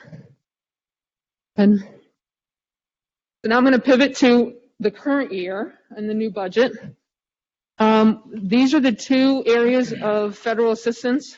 The first one being the one I just spoke of, the COVID relief fund, was $2.2 million. That money had to be spent between the window of July 1st and December 31st of this year, and it's intended to pay for things that were not budgeted for. So we'll use the money to pay for the ready-to-go kits that the curriculum and preschool department created in case we had to close quickly. Students had curriculum available to them. Then we were awarded the U.S. Treasury Broadband Connects grant for $151,000, excuse me. And that also has to be spent out by December. And so we're using that money to buy the additional Kadits or the personal Wi-Fis for the CDA school. And we are anticipating something about either the Healers Act or the Heroes Act, whichever one gets approved. And so as soon as we know anything, I will certainly pass that on. I have no idea what dollars we're looking for there. So we've been facing, for fiscal year 21, the budgetary increases, some of which were planned and some of which are COVID related. So we're anticipating $7.8 million for enrollment growth because our student projections anticipated an additional 594 students over last year. So $7.8 million. So we expanded grade levels at Spencer, Cairns, and Leap, and Gamble Elementary. We hired 12 English language learner teachers because our English language population is growing. And then we added Strides classrooms, paraprofessionals to support that growth. The increase in the classroom supplies. So we worked very collaboratively with the CFT union. Over the years, we've heard criticism from teachers to say they don't have enough classroom supplies. So we came up with a standard package for every classroom, and we increased the budget by $600,000 that's paid for centrally and shipped out to the schools. And then the Department of Student Services has increased in their budget by $2.2 million to support the students in IEPs. Switching to the strategic plan investments, we increased the school social workers and the resource coordinators, but we were able to use student wellness dollars to help pay for that $3 million investment. We are now staffing Mozart and Lighthouse, and we added 9.6 counselors to the district to help with our college and career readiness. And then we had a math textbook adoption and some supplemental supplies that were an increase to the budget over last year. So now I'm sharing with you the COVID costs that are for the fiscal year 21 budget. We created a budget line called super subs. We were very concerned about having daily subs and teachers jumping from building to building to fill in for teacher absences. So they assigned individual substitute teachers to buildings so that they would not be passing from one building to the next. That was a cost of $8.8 million. That is subject to review based on what happens with enrollment and the staffing and the delivery of instructions, and if we still need that level. We saw an increase of $1.7 million on the long-term leave, paid leave. So when a teacher goes out on leave, we're paying them sick leave, but we're also paying for their substitute teacher. Digital Academy was expanded, so they hired 22 teachers and a 0.6 assistant principal. Increase in nap aides for social distancing. Intervention specialist, crisis communication. They talked about the nurse expansion already. Technology. We bought a ton of devices. We are now pre-K to 12 one-on-one. And then we had to buy some software to help support that. And then the services to help deliver it, install it, and support it. And then, I can't read that last line from here, sorry. Oh, so additional, this is where I was saying that I'm seeing a lot of requisitions for individual departments and schools buying extra supplies for them. So that's an increase to the budget line item. And then under other, so remember that $4.4 million Ed Choice voucher increase from last year, well, it carries into this year, so that's another increase. Tuition, so we are at $115 million on tuition for our students to attend either a charter school, voucher school, or a special needs placement. And the impact of all those increases in growth to the general fund is $42.7 million, tongue-tied. And then we were able to, the rest of it was in other funding sources. So what do we do to balance, to offset all those increases and to reduce the budget? And as I said, we've spent many, many days together. The first two lines that are in blue were the summer, what I'm calling summer reductions. The board approved in early July, and they've already been implemented. So we cut $8 million out of vendor contracts of the general fund, and we reduced 179 positions. Mostly they were vacant, and people were able to repurpose. That was another $16.5 million. So in July, we cut $24.5 million. And then as we went back to the table, we decided to defer the improvements to Lighthouse for a year. We deferred, if you recall, in the forecast, we'd anticipated purchasing another building, and we were going to borrow money with COPS issues. So I anticipated increase in debt, and we're deferring that. That was never budgeted, though. We're deferring the science adoption that this year they were anticipating $300,000 spend. At Finance Committee, Lauren Johnson indicated that the 122 model would save $3.9 million in transportation. We're anticipating maybe half the super subs we may not need, so that's a $4.4 million savings, and that's under review. If we don't fill the current vacancies that we have, that would save us $11.8 million. There's an idea to reduce overload pay because of the instructional models. There won't be a lot of teachers that are in overload, so we don't anticipate having to pay that out. We canceled about $2 million in open encumbrances. And then because the teacher allocation committee review, so that's when we switch our staffing from projected students to actual students, and then staff gets changed from building to building based on enrollment. I put a placeholder in as an estimate of what that might look like if one teacher per building would be reduced because of enrollment changes. And if that were the case, it'd be a $6 million savings. And it's just a placeholder because this process got delayed. And so we'll update that when the process finishes. And then we had some other funding shifts. So we were able to reduce the bus monitors in the CARES Act, so I can switch more technology out of the general fund into the CARES Act. And then if we receive the extra update of CARES Act on the original allocation of $4 million, we can then transition some more money out. So that would be a saving or a reduction of $63 million.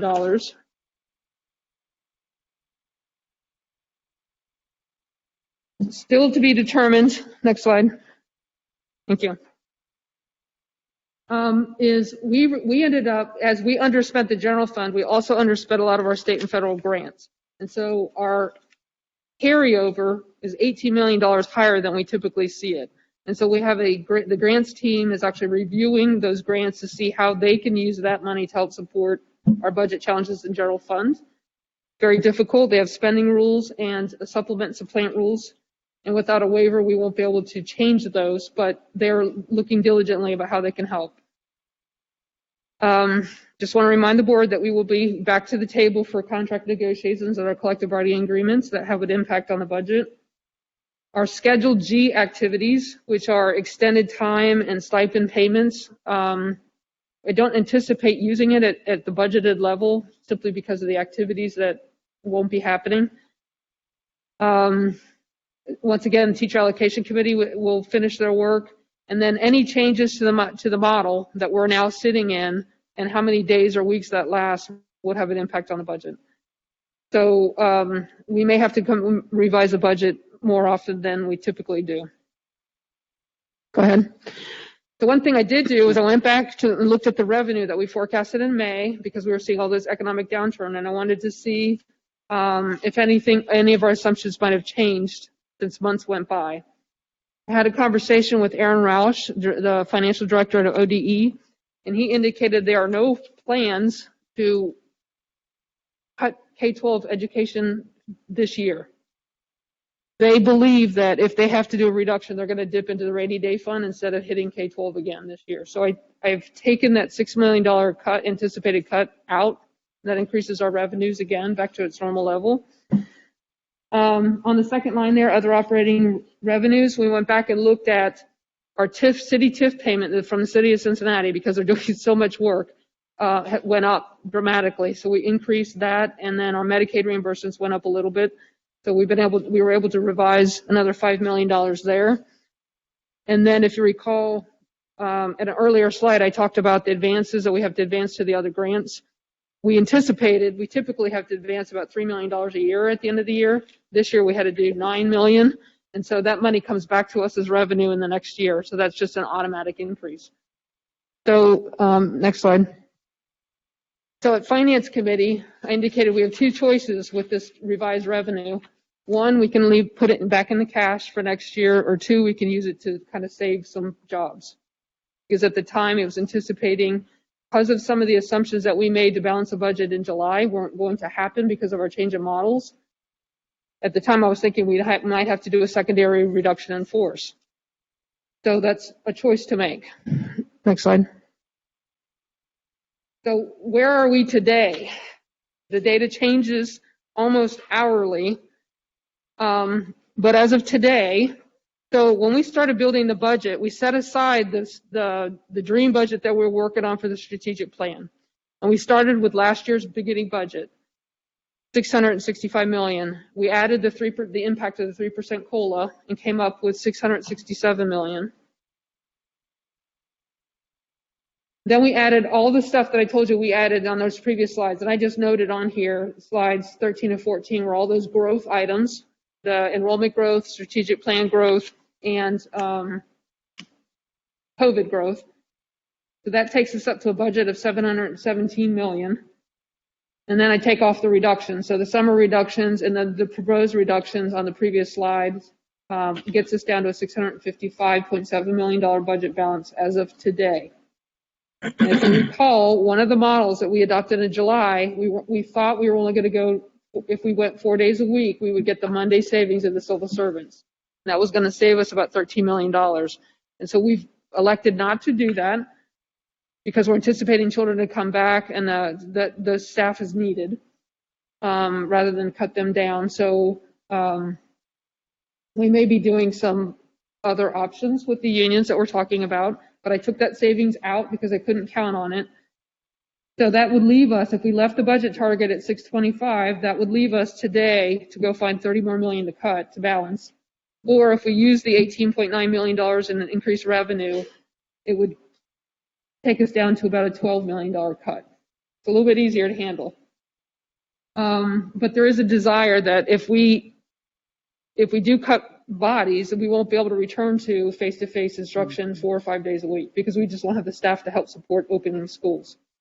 So that makes it a little bit of a conundrum at this point. But we are going, the leadership team is going to go back and review all the vendor contracts that are still out there. Are there any other things we can delay to help balance this budget?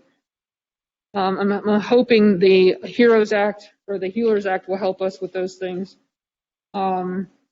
So we will come back on October 5th. So you go to the next slide, which is the budget hearing. And then what I'm going to be presenting is a lot more detail about what the budget lies on that day, but showing you the difference between our budget total, the district fixed expenses. So there's $148 million in district fixed expenses that come right off the top. And that's our debt payments, our liability insurance, tuition, and then the transportation for the non-public students is about $8.2 million. So those things come right off the top, and then the rest of the organization deals with what's left over. And I'll go through all that analysis with you and show you how the central office administration, they pay for administrative costs, but they also pay for things that are out in the schools. And we now have the ability in our software to report it that way. So I'm looking forward to that presentation. And with that is my question slide. So I'll pause and answer any questions you might have. Okay, board member questions. Mr. Messer, I saw you first. Mr. Lindy. Thank you, Treasurer Wagner. I think this is a real wake-up call to what's happening in education nationally. I think that's where we start. We've had just an increase in cuts and lack of support for public education, and now we're dealing with that here. So to our public, we have to be working up to make sure that our schools are fairly funded. I think probably like the whole board here, I'm anxious to get our numbers, and that's obviously going to be that's the big factor. So I don't want to get into too many of the details. I think it's a lot to, absorb. I think I need to study and be ready for that hearing. But, I think that is the big question here. And, I think then gets on the other side of what's our strategy for growth on the other side of this to get back to the numbers where we can do this. But just the growth, again, going back to vouchers and charter, just the growth is half of the gap almost. So we have to be aggressive in kind of our presence here in Cincinnati. So thank you for the update, and I will do my homework. So you're absolutely right. The state funding formula and our growth will bankrupt us unless they fix the formula, because we've been frozen for our revenues, even though our children are going up. So we're having to hire more teachers, buy more materials, but we're not getting new revenue for that. Our property taxes stay flat. That's not indicative so of enrollment. Can we just do that one for anybody listening? So That I think is such a big point when I talk about that to just average taxpayers. They are shocked that our funding has been frozen, even though we have been one of the fastest growing districts in the state. Right. The same dollars coming in, but then we have all these extra costs because of the students coming in. So I think that's a key point, again, for us to be mobilizing our community to Columbus and to Washington. Yes, thank you. Thank you. Mr. Lindy? Hi, thanks very much, Treasurer Wagner. Is it possible to get the slides back up again? I'm sorry, I couldn't hear you. Is it possible to get the slides back up again? You want the slides back up? Please. And if you go to the very end, I wanted to get on the, there was a slide where you had, if you go back one, yes, I think this is it. Could you just summarize again the headlines from this one again? Like at the end with all the net increases, all the net changes in revenue, there was like a choice point. Yes. Can you just say that one more time? So if you recall in Finance Committee, I presented the revised revenues, and so that I could revise the forecast so that if we took the increased revenues of $18 million and add it to our budget target, so increasing the budget target from 625 to 644 would allow us not to have to cut so deeply this year. Or the other choice is leave your budget target 625, cut deeper this year, and leave the cash for next year. Thank you. Any other questions? Ms. Bolton? Yes, thank you for the presentation, and I appreciate the specificity and trying to frame it within the 5-year forecast, because just as the superintendent mentioned about next year or not rebuilding the same plane, so to speak, we can't afford the same plane, first and foremost. So there you go. And with Mr. Lindy, I think this last chart that he just called up, I think that does need some more explanation, particularly the resetting of the revenue is one option of trying to better reach the target. And that if we use that, then you mentioned that we come closer to the target. Could you just talk a little bit more about that and how it impacts regarding jobs? Right. And also the target itself, because going down that route, then how much more money in all likelihood would need to be cut if we don't use that reset of revenue to help make the target or help have the carryover or spend money or spend it? Just to kind of give us a little bit more information there. Okay. So when you're doing a 5-year forecast, you're typically looking at historical trends. So, and what the state funding formulas are looking like, how is it presenting, and any known changes that you know about. This year was last year was a little bit different because we allowed our budget to grow faster than the forecast because we wanted to invest in the strategic plan. And I was concerned that we would start eating into our cash balance too quickly. There was a desire by the board not to go back for new money in that forecast period. And so in order to do that, I had to limit the amount of spending. So it was more of a backing into. If I wanted to end in 2 years a cash balance, then we could only spend these next 2 years this amount of money. And that's how we came to the 625. Preserve cash so we wouldn't have to go back to the public for money or get the state down here telling us how to spend our money. So that's how we came up with 625. It was 642, but then when the state cut us $8 million, we thought we were going to get a second cut. Our property tax delinquencies, we were considering going up, and they're kind of trending right where we expected them to be. So the only real change was that state funding formula. So if I were to do a revised forecast and file it right now, I would be filing it with more revenue than I anticipated. So we have more money available to us to spend this year. If we don't use that money and we want to preserve it in cash, we'll have to make $30 more million in cuts to keep that balanced budget. And at the risk of upsetting certain people, $30 million is about 300 teachers. Just to give you kind of some, I would never suggest cutting 300 teachers, but just to give you some perspective on what that would look like in terms of bodies. If you went to other types of bodies that were less costly in terms of salary and benefits, you'd be doing more of that, right? Upward towards 600 or 700 people if you included paraprofessionals and central office people and stuff like that. So it would be devastating to us. So the two price points are the number of dollars that we need to cut still with or without the revenue increase, right, counting toward.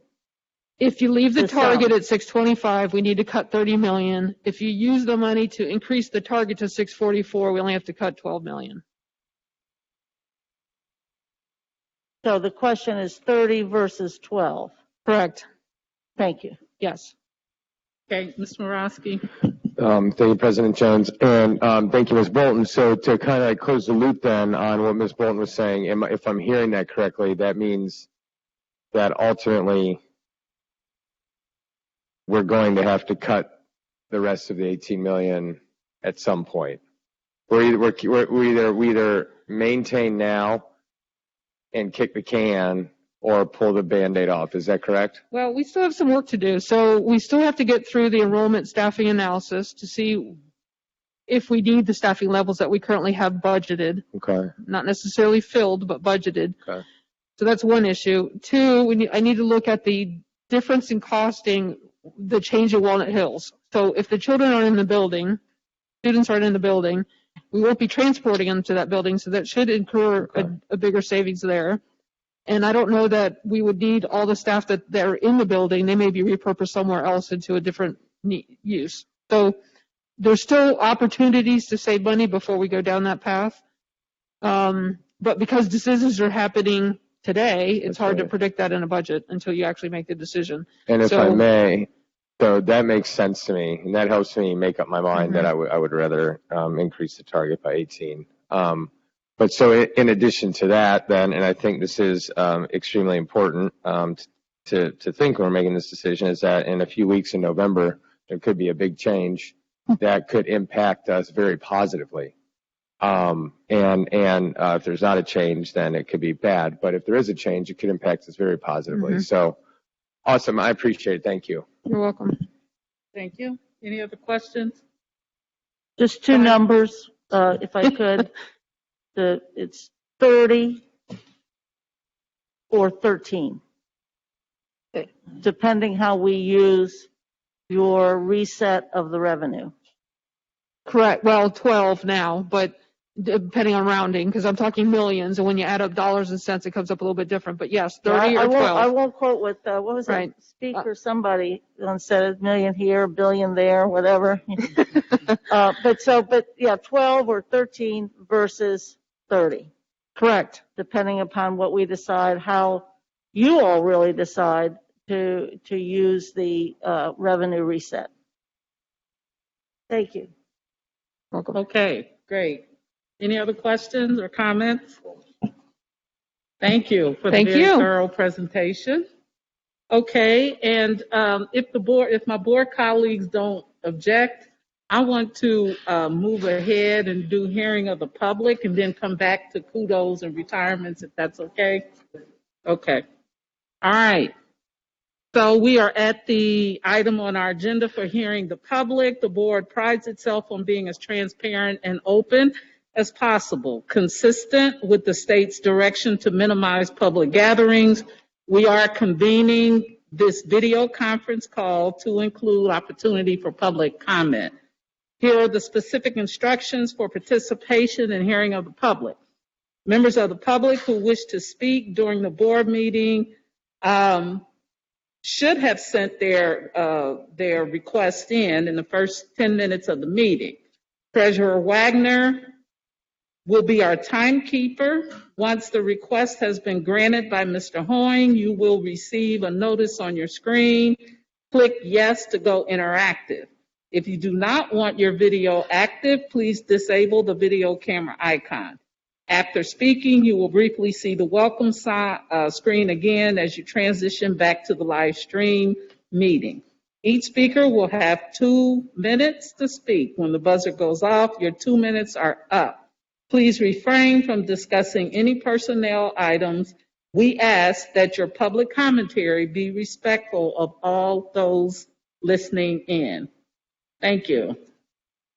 So I'm going to invite people in at 3 at a time, and when I invite you in, please accept, and I'll call your names. So Angela Smith, Miranda Mace, and Peg Conway, you're our first 3 speakers.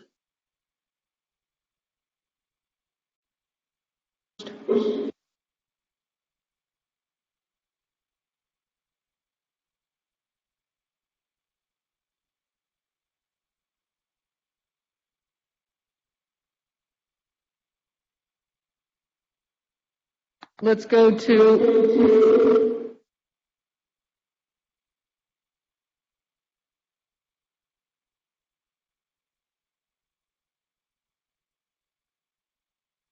Angela Smith. Are you there? Yes, I'm here. Can you hear me?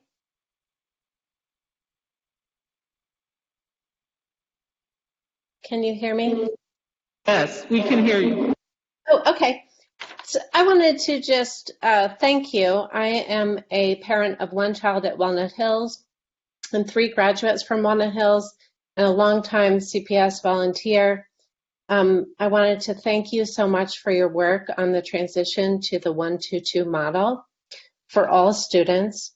And I want to especially thank you for realizing that the hybrid model is impossible for Walnut's large population. And thank you for listening to our nearly 1,100 voices about what is working best for our students and teachers. We appreciate being heard. We appreciate you keeping our kids safe. And we are looking forward to the time when our kids can return to school together. That's all. Just thank you.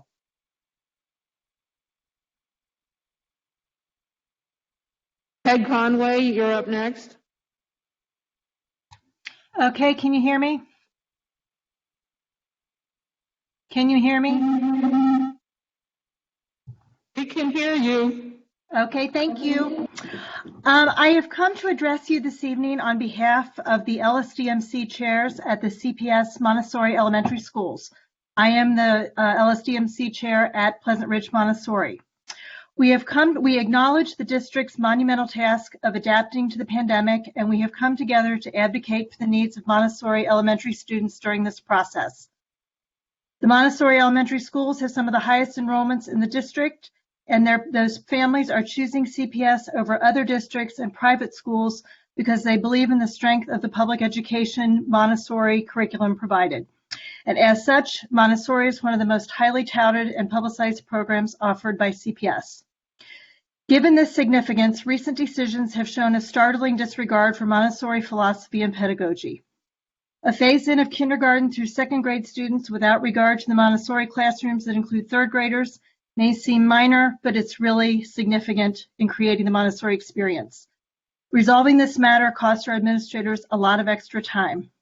Likewise, the A and B cohorts were created without considering the multi-age Montessori groupings, leading to an imbalance of students at the various grade levels and requiring extra work for our school leaders. Our communities are stressed about the eventual return of preschoolers to in-person learning 4 days a week. Again, because of the mixed age classrooms that are integral to the Montessori education that is a hallmark of CPS, they will be in person with both cohorts of kindergartners, doubling their exposure to other people and creating the sort of risk that the blended model is meant to mitigate. There is no virtual option for preschool, so our parents face the painful choice of abandoning their educational dream for their children or increasing their whole family's risk level for the virus. As voices of our respective schools, we ask that the board consider a solution to the preschool rotation that fully recognizes the needs of the Montessori classroom.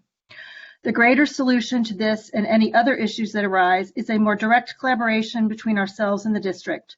We urge the board to appoint a Montessori elementary liaison or to form a joint task force with LSDMC representatives to vet policy proposals from a Montessori perspective before they are announced. Through proactive dialogue, together we will create the best possible education. Our next speaker is Terry with an I. Go ahead, Terry.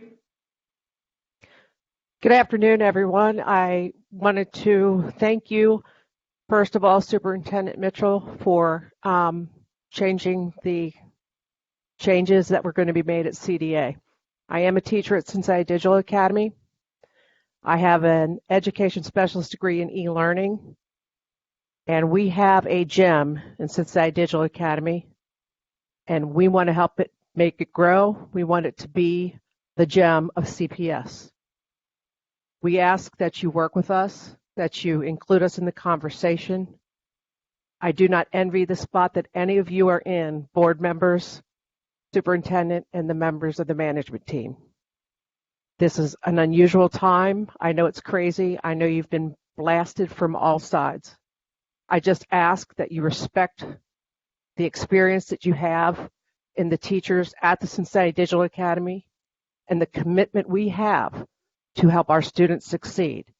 We are CPS.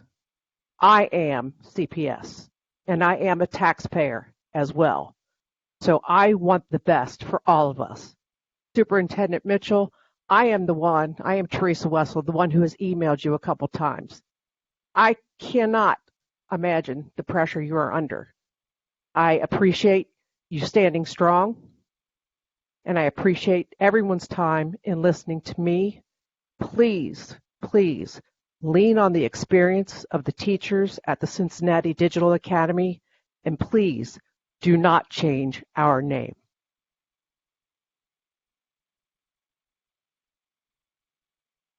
Our next speaker is Andy Monroe, and then India C. You're after him. Go ahead, Andy. Hi, my name is Andy Monroe. I'm a freshman at Clark Montessori High School. I did this all last time. So I just want to say that, the world doesn't revolve around you guys. Like, the world isn't going to stop because you guys want to open schools. Coronavirus isn't going to stop because you want to reopen schools.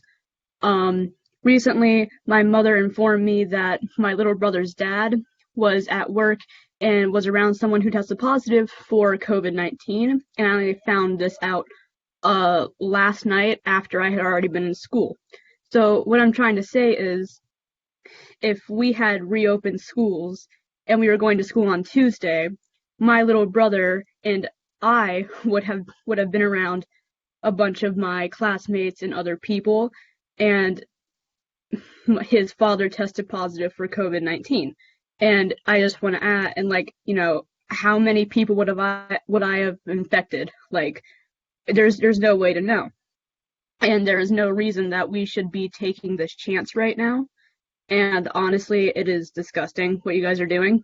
It is, all of you guys, I don't know how you sleep at night doing this and putting my life in danger, putting my little brother's life in danger. And, all it shows me is that you have no human decency and you do not care for the well-being of others.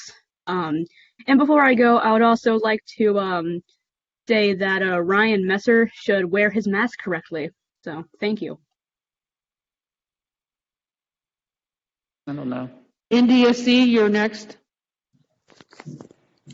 Hello, thank you. My name is India. LSDMC is their chair for Data Montessori. And I do want to say that, you guys have done a great job. No one before you has been tasked with these problems that you are currently being tasked with. So kudos to you for doing all that you have been doing. What I would like to address is that the Montessori community feels as if their needs have not been vocalized or been addressed in the way that they should be. We really need someone who will advocate for our philosophy of learning when it comes to these changes. For example, the preschoolers who are on the AB schedule, we are exposing our preschoolers to both groups of people, bringing them back 4 days a week. We need to have them on the AB schedule because the littler ones are going to be exposed to all of the kindergartners that are in that 3 to 6 level. And also, it has come to our attention that our teachers will be pulling up barriers, which we see them as walls between them and the kindergartners in the room. We want to keep the integrity of our children, even though we know the integrity of our program will be compromised, but we ask that you include people who have a Montessori background at the table when making these decisions. We had to fight to have our 3rd grade levels included during the first week of phase-in, because that is a big part of the Montessori philosophy. So we are just asking that you really take into consideration the safety of our preschoolers when going back to school 4 days a week. They should be on AB as well as the rest of the school. And to also make sure that we have someone with a Montessori background there to voice these concerns and make sure that they are heard. And again, thank you for all that you have done. We have Jillian Whitaker is up next, and then Valda Freeman Carmo. Go ahead. Hi, this is Jillian. I am a parent of a Walnut student and a parent of two students who are still in elementary school in two different schools. I'm very happy about the Walnut decision. However, I'm wondering how equity plays a part in this when two of my kids will only have 10 hours of instruction a week and the other child has at least 24. I know that that's something that CPS is saying is so important, and I don't understand how this blended model is going to work if one school, the school that everybody already favors, is getting so much more than everybody else.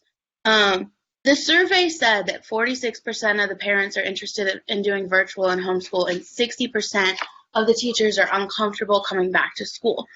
So I don't understand, you guys are, oh, we love our teachers. We couldn't do this without you. More than half of them are scared to come back. I don't care what the principal from Cheviot said. Of course she's going to say that. Maybe some of them are excited. They're the ones talking. The ones who aren't excited are the ones being quiet and being scared.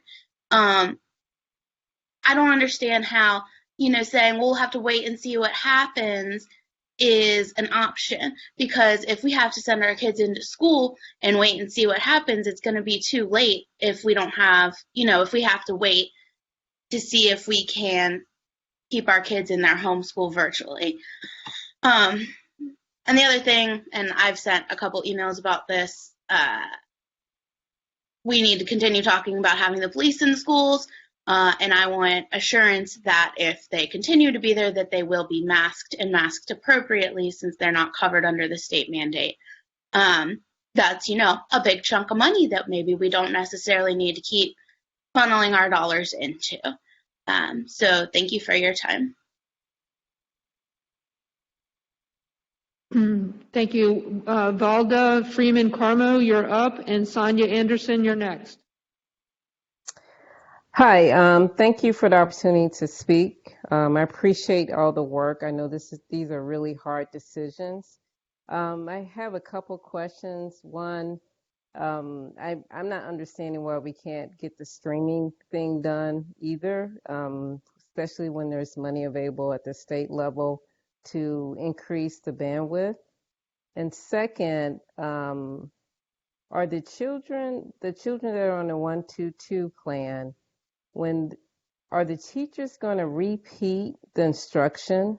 So are they really getting half the instruction for the week? So let's say the A group gets lesson on, I don't know, counting, and then the B group gets the same lesson on counting, or are they going to get a full week of lessons and one group has to kind of teach themselves? Thank you.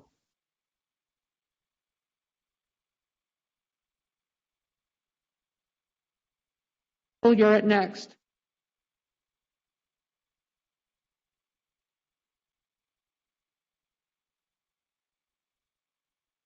Sonia, are you there? Hello? Go ahead. My name is Sonia Anderson. I'm the mother of one child and a niece in the 5th grade. We are in the Digital Academy. I've been a preschool teacher at the Arlett Center and an educational specialist for special needs. So as a mother, I've chosen consistency. Consistency is the base of everything, and that is something that was very important when we made the decision to have the girls in homeschool through the Digital Academy. We're in a unique opportunity where I'm able to teach the girls fifth grade and teaching I am doing. And my brother-in-law teaches them math, and we have a team. One of the problems that we run into is communication. As a teacher, I understand when you have an increase in students, things get real rough, real different, and real hard, and this is all different for everybody. And I have expressed that to the two teachers, Mrs. Dick and Mr. Tatum.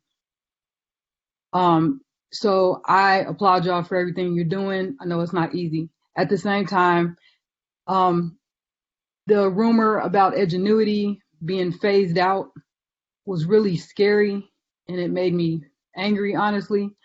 The fact that it was a rumor shouldn't have happened, because I feel like on the website, it's easy enough to just put it up there, what things are, make it clear. It's not hard. Just say it. Edgenuity is not being phased out. People who wanted to stay in their home school will be phased into Schoology, like I heard you all saying earlier. It's real simple just to say that instead of making it.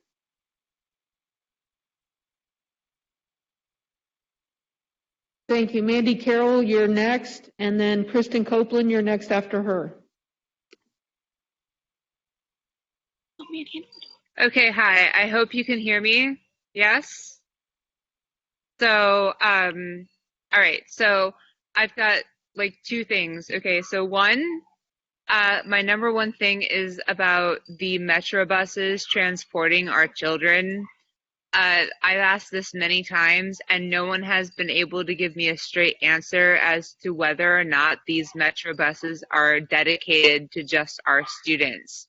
Because if they then recirculate within the general population of the Cincinnati area and come back and transport our students, I am not comfortable with that, because I have children that take the metro buses to Clark and wherever. So, and we've heard about Cincinnati Metro bus drivers contracting COVID because it's the Metro, which I also love the Metro, but not going to happen. So if they're not dedicated for just the CPS students, which I know just don't serve high school students, it's a big non-factor for me. Like, that's just no. Also, yeah, I agree. I agree with what Andy Monroe said earlier. You know, I don't trust the parents. It's not you guys. It's the parents that I don't trust. Because so many of these parents are so desperate to get their kids back into school that they'll do anything, as far as like send their kids to school with handfuls of like children ibuprofen or Tylenol in their pockets, keep temperatures down to avoid the symptomatic or asymptomatic issues of COVID. I don't feel safe. I don't feel safe sending my kids back to school. And every day the plans are changing. So, you know, you do not have my vote for anything, because I don't believe that you guys can come to some sort of congruency, except for Mike Morosky. You know, he seems the only reasonable voice of all of you. Maybe Ben Lindy has something good to say, but that's it. That's all I gotta say. Fix the Metro bus situation and keep our kids out of the goddamn schools. Done. Kristen Copeland, and then Beth Van Wassenhove. Hi, everyone. Can you hear me? Thanks so much. Thanks, board, for your commitment to really getting this right. I am really grateful for all the tremendous work that you're doing, all the tremendous work the superintendent and her staff is doing, and all the teachers. I'm a parent of 2 Walnut students, and I'm also a pediatrician that takes care of a lot of CPS patients. And I want to praise all of you for your commitments in a lot of things. One of that is I was an early skeptic on this virtual learning, and I am a complete convert. The teachers are doing an amazing job, so thanks so much to them. I'm also impressed with the commitment to safety, and that is not being sacrificed, and you truly have my confidence that safety is going to be a priority. I also am very impressed with that this district is so committed to data and just making decisions on data. And last and most importantly, this district is really committed to equity. So those are all things that are going well. One thing that I think has not been really explicit in, or it's been sort of implicit but not explicit in all these discussions, is that there seems to be a presumption that there is a request for in-person instruction, perhaps over that's more important than the hours of instruction that kids are getting. And, that's kind of an unknown what parents and teachers and what students want when forced to choose between the number of hours of instructions in a week that you're going to get versus is that in person or online.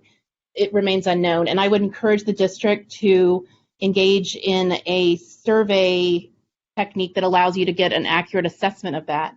And in doing that, you could do the survey by role, whether that's parent, teacher, or student, by the age of the student, so K to 3, 4 to 6, 7 to 8, 9 to 12, whether that child has special needs or speaks a language other than English, and then whether there is anyone at home who might be consider themselves at increased risk for COVID. So it's easy to do a survey and ask those demographics. Dr. Beth, you're up next.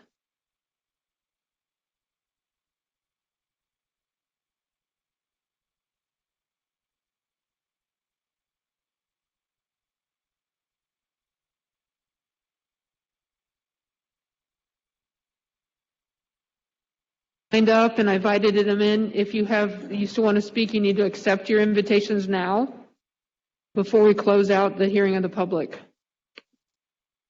Hi, I just want to thank everyone for all of your work. I know that you all have been putting in a lot of heart and effort into this. I am very glad to hear that you are still exploring the possibilities for families who have someone who is immunocompromised. I was diagnosed with leukemia in February, and it is still, my immune system is still rebuilding. And so I appreciate the opportunity, the possibility that my child will still be able to stay at PRM with his teacher who has helped him through all of the traumas that he has experienced. I also just wanted to send a thank you to all of the teachers and administrators. Just a little quote from Bell Hooks from Teaching Community, A Pedagogy of Hope, which I feel like we all are living through right now. We need that hope. Contrary to the notion that love in the classroom makes teachers less objective, when we teach with love, we are better able to respond to the unique concerns of individual students while simultaneously integrating those of the classroom community. When teachers work to affirm the emotional well-being of students, we are doing the work of love. Colleagues have shared with me that they do not want to be placed in the role of therapist. They do not want to respond to emotional feeling in the classroom. Refusing to make a place for emotional feelings in the classroom does not change the reality that their presence over-determines the conditions where learning can occur. Teachers are not therapists. However, there are times when conscious teaching with love, brings us the insight that we will not be able to have a meaningful experience in the classroom without reading the emotional climate of our students and attending to it. So thank you all very much. Thank you. Christopher Muldrow, you're next. Very special guest who's also potentially Trump's illegal retaliation. Yes, can you hear me? Hello, can you hear me?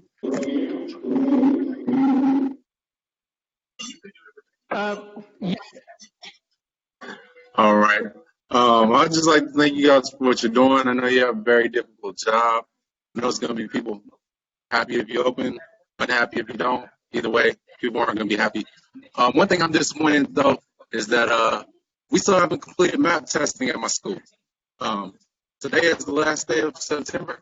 Going into October, we haven't completed map testing. I'm disappointed with that. But I am happy my daughter has a good teacher. I don't know if I'll be sending her back. But the thing is, I have concerns about the quality of the education that we're receiving at the Digital Academy. But I guess you guys got to keep on doing what you're doing.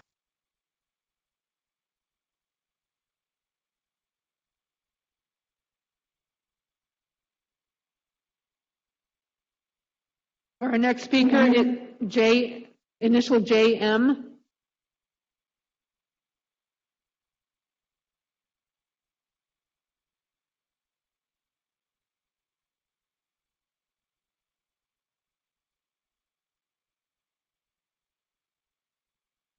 The person who signed up with the initials J and M, please speak. You have your 2 minutes.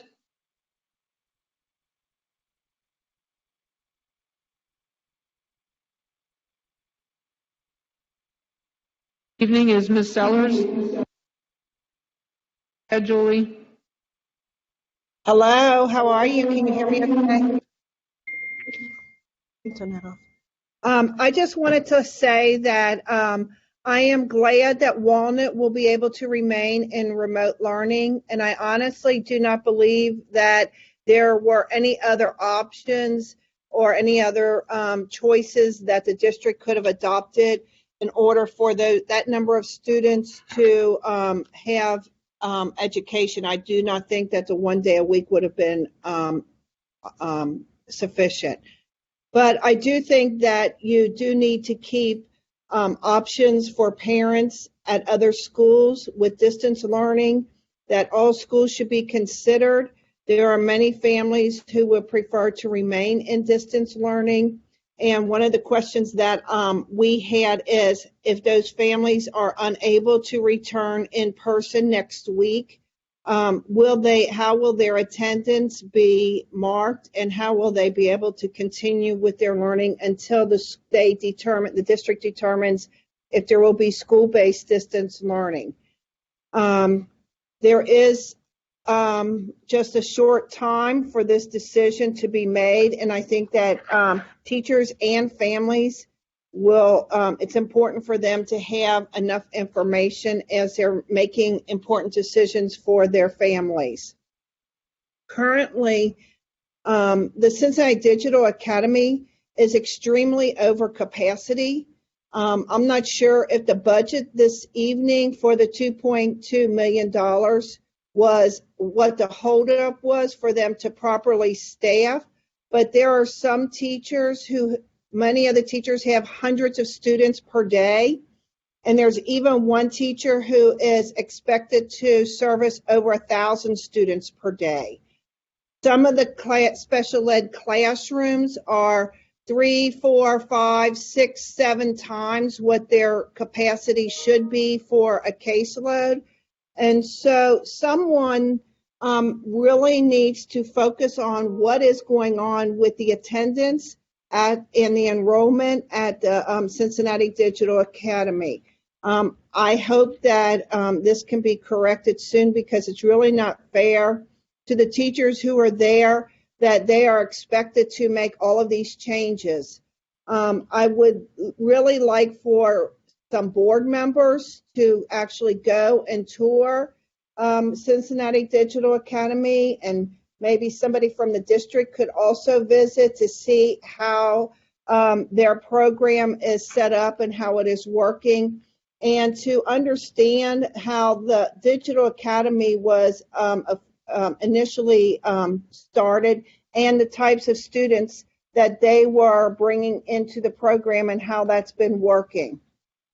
I do want to know that there are a lot of teachers who are still worried and concerned about next week, and we want to know how, even if things are reported, if there are breaches in the security systems that are in place, how are we going to make sure that those things are corrected, and corrected as quickly as possible, because it is different in high school and elementary, but there is also a lack of clarity for questions that teachers have, and I'm not sure if we could have like a written Q&A, because I have tons of questions from teachers around basic safety measures and what's supposed to happen. There are some schools who have classrooms that they are unable to have 6 feet of social distancing. There are classes that are overloaded, and the teachers are unaware of how this is going to be addressed. There is some of the even when the class is in half, it's too many students for the number of kids that they have. I would hope that we would be able to move forward with getting like a clear Q&A that everybody can get, because there are some schools, they don't have enough space, and their principals are telling them that the 6 feet of social distancing is just a recommendation and not a requirement. And this is really causing a lot of stress for teachers, and we want to make sure that by Monday we have all of those types of questions that are cleared up. Thank you. That's okay. Thank you to our audience for your comments and your questions. Okay, so moving on, does anyone have any kudos? Okay, Ms. Bolton. I just want to, since I've been on the board a while and what have you, I saw that we are unfortunately losing a great entrepreneur and PR person in the departure of Dawn Grady, and I just thank her for all her work that she's done during times when nobody really paid any attention to us. So I appreciate it and wish her well, and I think it's brave to become a business person like that. Yes. Congratulations to Dawn Grady. Thank you. Any other kudos? Wonderful. Ms. Bates, do we have any retirements? Yes, and I combined the retirements from our last meeting. You may recall that we decided to move forward and use today's meeting to honor those people as well. So the certificated personnel who are retiring are 2 teachers, Alyssa Smith Morgan and Thomas Lodge, and our civil service personnel, Gloria Forte and Amy Torek, and Amy was our assistant treasurer. So we congratulate these professionals on a job well done, and we look forward, we are hoping you're looking forward to your retirement. I'm sure it will be a great time in your life, and thank you for your service. Thank you, Ms. Bates. Okay, so we don't have any board matters on the agenda tonight, so we'll jump right to the approval, the consideration of our 2 resolutions. And the first resolution, Ms. Bolton, if you could start us off with announcing the resolution, presenting the resolution. Thank you very much. Proud to do so. Cincinnati Public Schools, a resolution declaring a shared vision and plan for preschool expansion. Whereas on November 8th, 2016, Hamilton County, Ohio voters approved a $48 million emergency levy known as the CPS Issue 44 levy, Issue 44, and whereas a portion of the Issue 44 levy funds were and continue to be allocated to a preschool expansion initiative as described in the Master Agreement for Preschool Expansion Services, Master Agreement, between the Cincinnati Public School Board of Education, United Way of Greater Cincinnati, the trusted entity, and Cincinnati Preschool Promise, and whereas the Cincinnati Public Schools Board of Education designated the trusted entity to manage and oversee the expansion initiative and related funding by serving as the sole member of the Cincinnati Preschool Promise. The trusted entity provides administrative and financial support to Cincinnati Preschool Promise, and Cincinnati Preschool Promise is functionally autonomous as a separate nonprofit entity that is financially accountable to the trusted entity and ultimately the Cincinnati Public Schools Board of Education. And whereas the Board of Education has determined the necessity of asking voters to approve a renewal of the $48 million emergency levy at the election to be held in November 2020, and whereas the Board of Education desires to apply $15 million annually of the proposed renewal levy proceeds to further the expansion of quality preschool through Cincinnati Public Schools and community providers, a portion of which will be allocated to the trusted entity and ultimately the Cincinnati Preschool Promise in a manner consistent with the master agreement and past practices. And whereas the Board of Education, Cincinnati Preschool Promise, and the trusted entity acknowledge that the terms of the master agreement are scheduled to expire on June 30th, 2022, and such entities desire to meet regularly and work in good faith on amending the master agreement to extend and modify the terms thereof. And I'd like to say that as the newest board member, I got the longest section, and I'd like to make sure that that wasn't lost on me. Whereas the Board of Education, United Way, and Cincinnati Preschool Promise share a vision for the expansion of quality preschool, which includes the following. 1, children and families must have access to high-quality programs, which means tuition assistance will be made available for highly rated programs on a per-pupil basis, starting with the most economically disadvantaged children. Quality improvement funding will be available for non-rated and lower-rated programs to raise these programs to high quality. 2, the district has established fiscal and taxing agent and will retain fiscal responsibility, authority, and accountability for tax levy revenues. Levy proceeds allocated to preschool expansion will be dispersed transparently and objectively in accordance with the Ohio Public Records and open meeting laws, with the flow of dollars dispersed through an agreed-upon budget and reconciliation process. 3, common tuition funding will be applied across all preschool providers, both CPS and community providers. CPS and community providers will be compensated at a level that is tied to their quality rating and fits within an annually approved budget.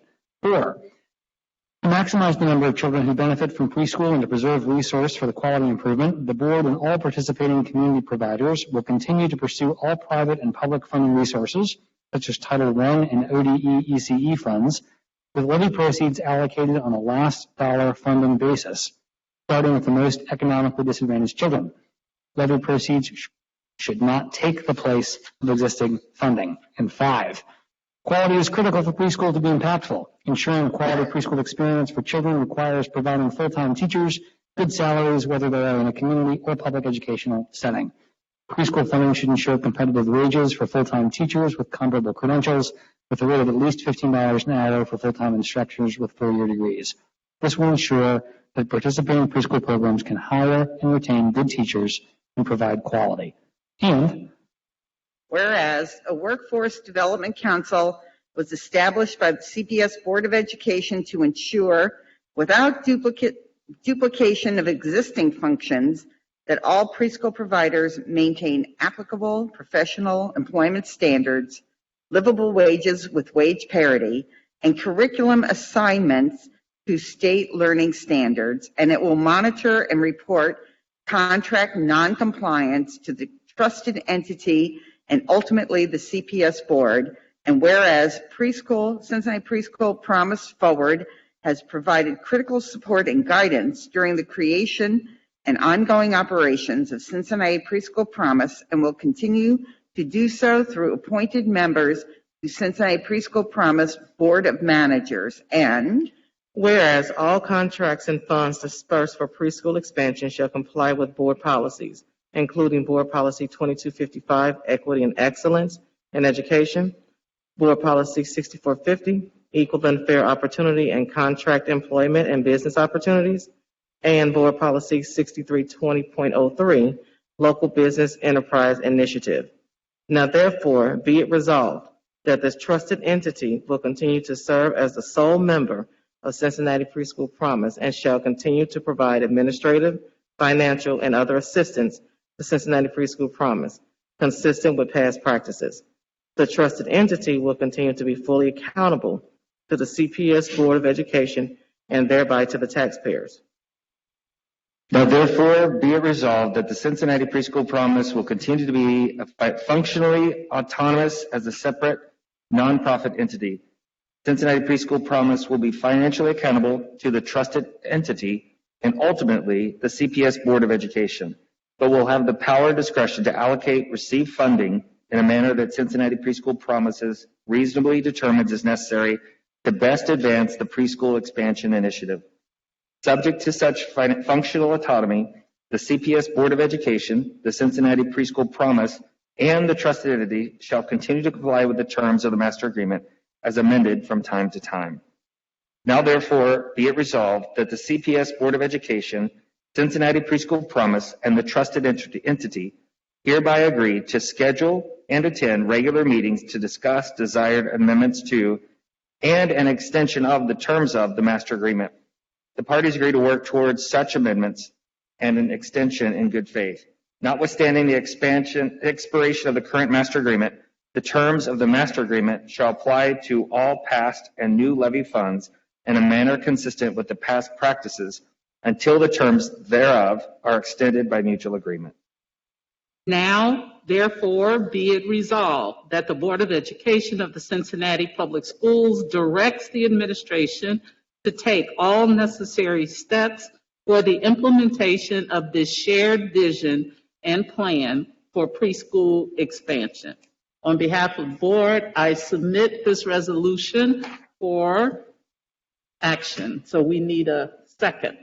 Second. Everybody second. Okay. All right. Any discussion? Ms. Wagner. Mrs. Bates? Aye. Ms. Bolton? Aye. Mrs. Bowers? Yes. Mr. Lindy? Yes. Mr. Messer? Yes. Mr. Morosky? Yes. President Jones? Yes. Thank you. Okay, we have a second resolution also regarding preschool expansion. Ms. Bolton, please present the resolution. Yes, thank you very much. I appreciate all board members, both at the CPP and also CPS and staff that have put this together. Appreciate it greatly.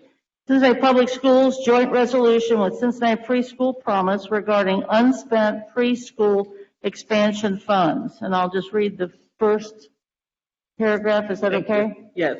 Whereas in 2016, voters approved a $48 million emergency levy for the Cincinnati Public Schools, and the Board of Education committed to spending $15 million per year of levy funds on preschool expansion and quality improvement. The Board of Education later entered into a master agreement for preschool expansion services by which a portion of the funds would be allocated to the Cincinnati Preschool Promise, CPP, via the trusted entity, United Way, to assist CPS in its efforts to expand preschool and improve quality. The Board of Education has determined the necessity of asking voters to approve a renewal of a $48 million emergency levy at the election to be held in November 2020, a portion of which will be allocated to CPP consistent with the master agreement and past practices to assist CPS in its efforts to expand preschool and improve quality. Such 2016 and 2020 emergency levies allocated for preschool expansion and quality improvement, the preschool expansion funds. And this is a way to recommit ourselves and everybody of the CPP to not only that shared vision, but the kind of accountability and transparency that we need regarding the public's funds. So hats off to this historic partnership and being able to procedurally manage the finances. Yes. And you're presenting it as a motion. And hope for adoption. All righty. Is there a second? Second. Hey, any discussion? Mr. Lindy. Yeah, thanks, President Jones. I'm excited about this levy, and I'm excited about Preschool Promise. I did have a chance to speak with Shara, the executive director of Cincinnati Preschool Promise, and according to her, there are a couple of outstanding substantive issues with this version of the resolution that she shared with me, she'd shared with the administration, and are still being worked on, but aren't reflected in this version. And so, to me, one of the things I've always loved about Cincinnati Preschool Promise in particular is the way it's always felt like this is what's possible when people come together over complicated issues and work together on something. And so for me, I need to hold off on voting yes until we've had a chance to work through all those sensitive issues together. I don't think it's particularly hard. I think we're very close. And I would share that that's where I am and would encourage others to do the same. Madam Chair, if Yes, I could Ms. Bolton. suggest we ask General Counsel to speak to that concern. Yes. Certainly, if we're not prepared to do this, we don't want to do it, but it's good to hear from General Counsel. And just be, as he comes up, I think we've had a pretty substantial discussions with Chara at the table. And so, it's a little concerning, but maybe let's see if what he's sharing with us addresses some of the concerns.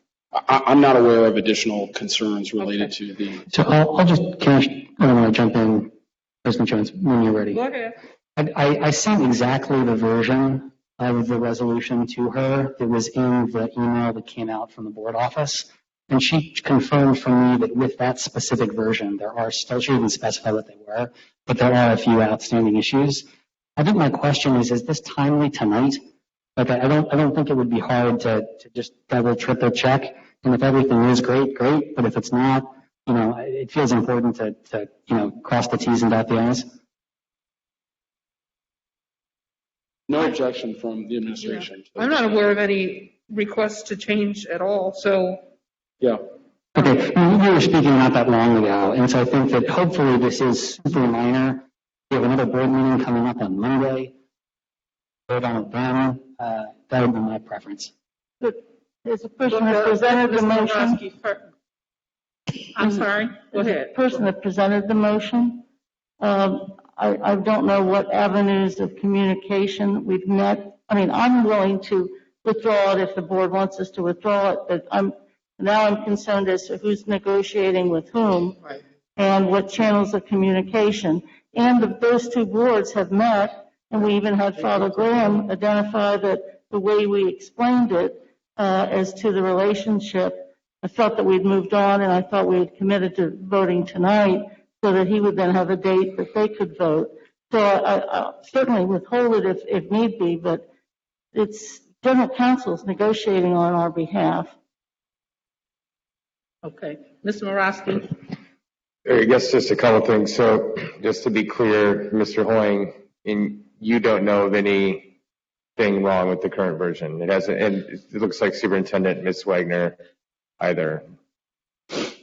Like, because the meeting, when I walked away from the meeting that we had, it seemed like we were high-fiving. It felt good. But then I would just ask Mr. Lindy, what are the specific problems? I think it's a very reasonable question, and I got to be totally honest and say I don't know. I have a relationship with Shara. I think she does a great job. I came away from the meeting not exactly clear on whether we were at consensus or not, so I checked with her. And so I think, particularly because it doesn't feel like there's a reason why it has to be voted on tonight. We're meeting again on Monday. It's a difference of 2 business days. Hopefully there's nothing here that is a big deal or complicated. But if there is, I would just rather take that extra step as a showing of good faith because I don't see much of a downside. Okay, I don't know who's first, but go ahead. I think that certainly this is quite awkward, very frankly, as to how we and they conduct our business. And I'm more than willing to withhold it, but I think if the director at CPP has an issue, he needs to contact our superintendent with those issues. Or if there are issues that the board has, board members can contact board members, but I thought we had the combined meeting in order to do that. And if the lawyer says, if the director at CPP has a problem or with any specifics, she would be able to work through her attorney, their attorney, for our attorney. Or we have multiple negotiations taking place, which is never helpful and sometimes very confusing. But I'll withhold if we need to and be willing to pass, but obviously administration just looks weird for the administration and the board. I'll just share if it's, I don't want to jump in. Okay, well, Mr. Morosky had a question or a comment, and then Mr. Lindy, you could. Okay, go ahead, Mr. Lindy. I think Mr. Messer was going to have his hand too. I don't want to hog the mic. Yeah, and I appreciate the intention. I just want to reiterate that governance is important. And if each of us went and talked to somebody else, we'd probably get a different answer. And so if that were something that came up, I think the easier response is, have you had that conversation with the superintendent? Great. She'll bring it to the board if there are concerns. But I think none of us have, anything but great things to say about Shara. She's done a great job. And I think we went through the meeting as 2 boards and that's where we are today. But just be cautious, I think, as a board, of ensuring boards are speaking to boards, administration is speaking to administration. If I can, is it okay if I Lindsay, respond? go ahead, and I think the superintendent wants to comment. Go ahead. Yeah, I'll just respond. I think I actually agree with everything that Eve and Ryan are saying. I think that the part that feels confusing to me is she shared she had reached out but hadn't gotten a response yet. What Shara shared with me was that she had reached out but hadn't gotten a response yet. And I want to be very clear. I'm ascribing no ill will anywhere. I think it's most likely a function of just there are a few things going on right now. And so given the timing and what I said earlier, let's cross the T's. Okay. All right. Thank you. Superintendent. Yes. So I received a text message from Shara today at 11:48. This is already well on the agenda. Good morning. Just wanted to let you know the most recent draft of the carryover spend resolution omits some provisions discussed at the joint meeting and raises some questions. Hector is working with Jen, and CPP legal counsel is ready to review subsequent draft. So my understanding is she didn't go into any detail. Again, I received that at 11:40 something this morning, or whatever time I said. My understanding was that this was being worked out, whatever fine point were being worked out between our legal counsel and the treasurer. And so I did not anticipate, I didn't know that she was in communication with a board member about the details of what's happening. And so that's the only response I have. Okay. So it sounds like to me, I would suggest we need to get some clarity on this, but I too am concerned about the lines of communication, how things happen. When we had our meeting with CPP, none of these kind of issues were brought up in that meeting. It was decided that Mr. Hoyne would work with their attorney and present something to us for this meeting tonight, just to prepare for their meeting in mid-October. But I think given that the superintendent, that she called the superintendent, maybe what we might want to do is defer until Monday and ask Mr. Hoyne to follow up and give us, more specifics, find out what the issue is, and then we can revisit it on Monday. Yes, ma'am. Is that okay? As I've said several times, I'm more than happy to withdraw this, but this needs to be discussed further. Yes, it does. I agree. Yes, Superintendent. Just a point of clarification. So then moving forward, I just want to make sure that the administration, and obviously the treasurer doesn't report to the superintendent, but general counsel, as to who's doing the negotiating. Exactly. That's right. Well, just a point of clarification so we're not confused or. General counsel and the treasurer. I've not been negotiating, leaving it to Dan. The only question Hector asked me was if there was language that allocated the unspent balance at the end of the time in the resolution. The answer was no. I don't know. Beyond that, I have no idea what the issue is. Okay. Again, I think this raises a different set of questions and concerns about lines of communication, what decisions get made, how decisions get made. If we're having this conversation tonight, obviously there's some need to follow up to find out exactly where that's coming from, since she reached out to the superintendent. So I'm asking the board if you all are okay with it, let's just defer it until Monday and get some clarity on what's going on and help us with that. Well, she sent the email to you. She sent a text message, but again, that text message came in this morning. Okay, so I'm not sure what Madam Chair, yeah. Then I would assume that general counsel will share this draft that we were prepared to pass, and then they'll send another draft to us if they don't like it, or if they have ideas other than this. If there are any concerns. Is that then the process? Yeah. Right. Sounds great. Okay. I'm so confused. Ms. Morosky? This is the same resolution that we had at our co-board meeting, wasn't it? I'm sorry. This was the same resolution that we had at our co-board meeting when we all met together, correct? Yes. This is This very odd is to it. me. And when you're talking about the meeting we Yeah, had. the one that was CPP. And as we were leaving that meeting, the direction at that time was to have Mr. Hoying to go for it. Mr. Hoying worked with their legal counsel, developed the language. It would come to us for approval, and we would pass it on. There was no questions or concerns expressed about anything that might be questionable about it. And then, if I heard Ms. Mitchell's text message correctly, Hector was going to get with Mr. Hoying at some point before this meeting tonight. It didn't say that. It just said Hector is working with Jen and CPP legal counsel is ready to review subsequent draft.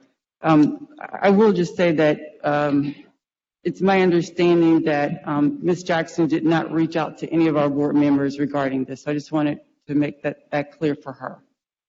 Okay. Let's get it cleared up. I'm not comfortable with moving on until we get it cleared up. But, okay. So are we all okay with holding off until Monday? Thank you.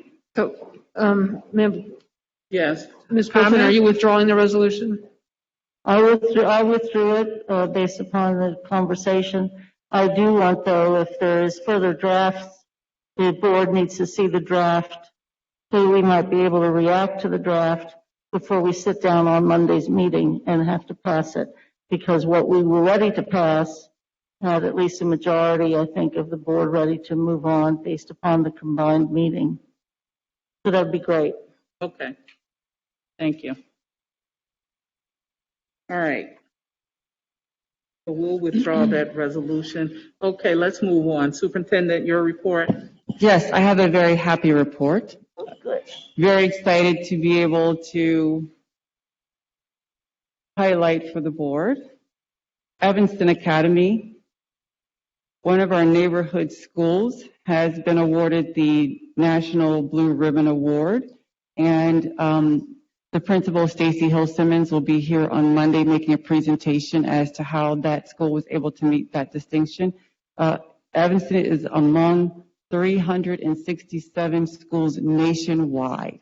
So this is a huge accomplishment for that staff and community. I'd also like to just highlight that at your place seatings, you have a return to school safety rules lesson.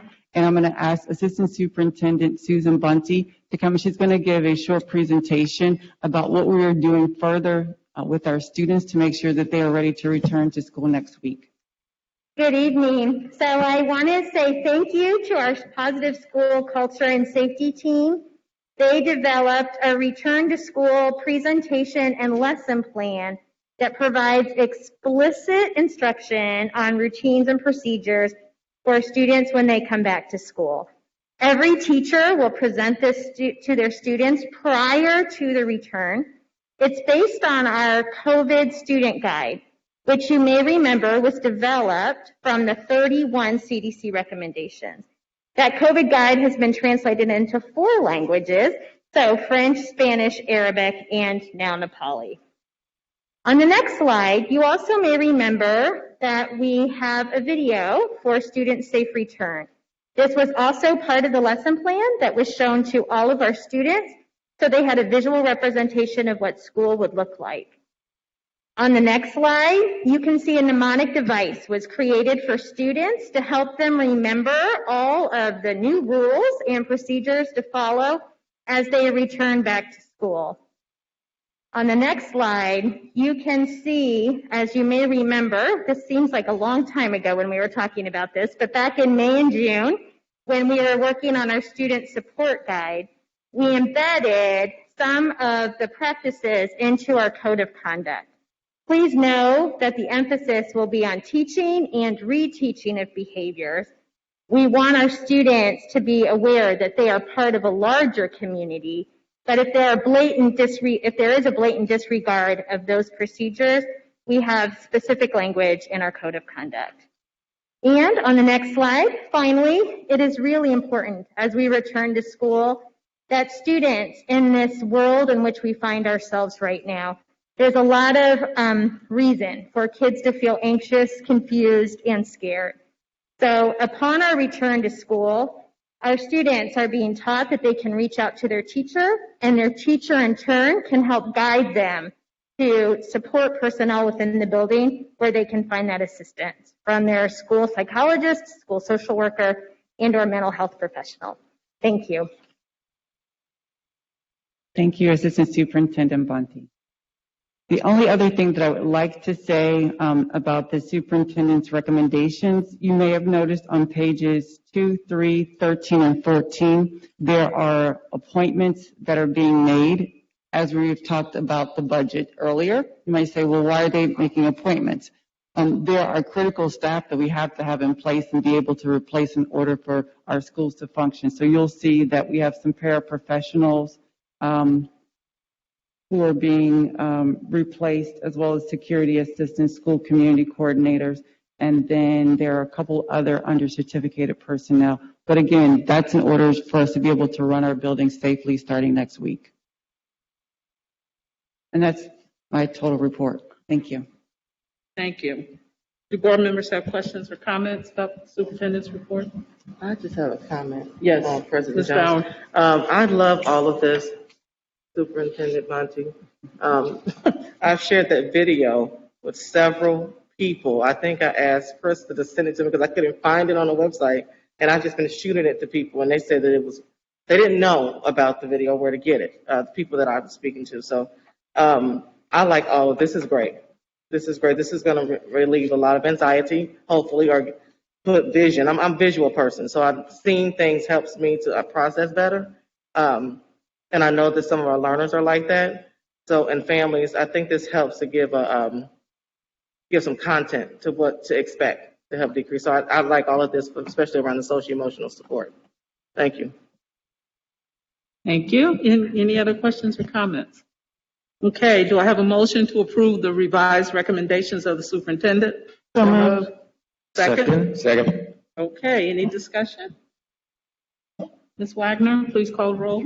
Mrs. Bates? Aye. Ms. Bolton? Aye. Mrs. Bowers? Yes. Mr. Lindy? Aye. Mr. Messer? Aye. Mr. Morosky? Yes. President Jones?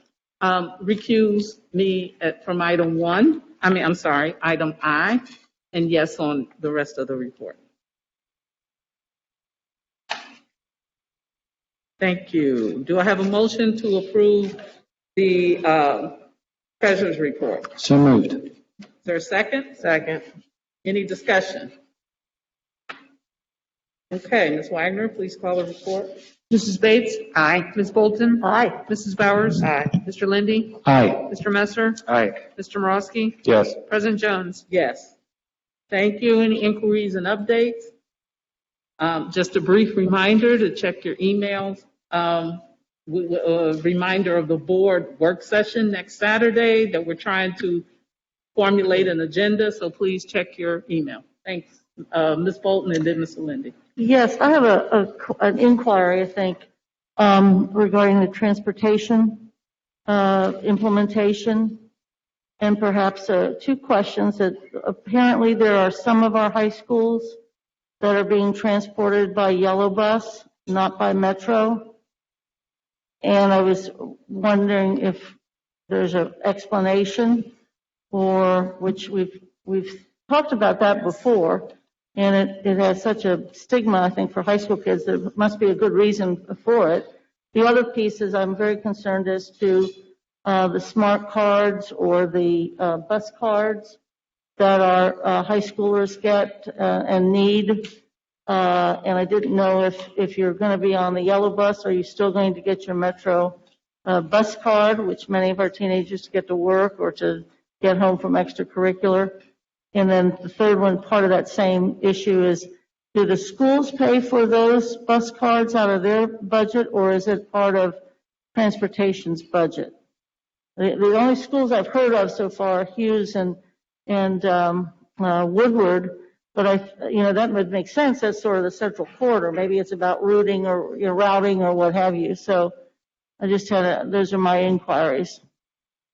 Yes, I'll follow up on those. I was texting Sarah Trimble Oliver to try to get you a very quick response. I know that we discussed yellow bus transportation for some high school. I'm going to be honest with you. I just don't remember the specifics why right this moment, but I'll get your answers. Thank you very much. Okay. Did you have another question, follow-up question? No, I think those are my three. Okay, I'm sorry, Mr. Lindy and then Ms. Bauer. Thanks, President Jones. I wanted to ask a question to Mr. Morosky and the policy committee. I was excited by some of the updates to the proposed anti-racism policy, and I wasn't sure what the timing for that moving forward was going to be, and was wondering if we could get an update on that. Sure. So that's a great question. And it's especially timely in light of a lot of and more things that keep happening in this country. So on Friday, we'll get an update on it in policy committee at 3:30. And then Stephanie Scott, the assistant counsel, and I'm just going to look for Dan. You don't need to come up here, Dan, but just a head nod or a you're wrong, Mike.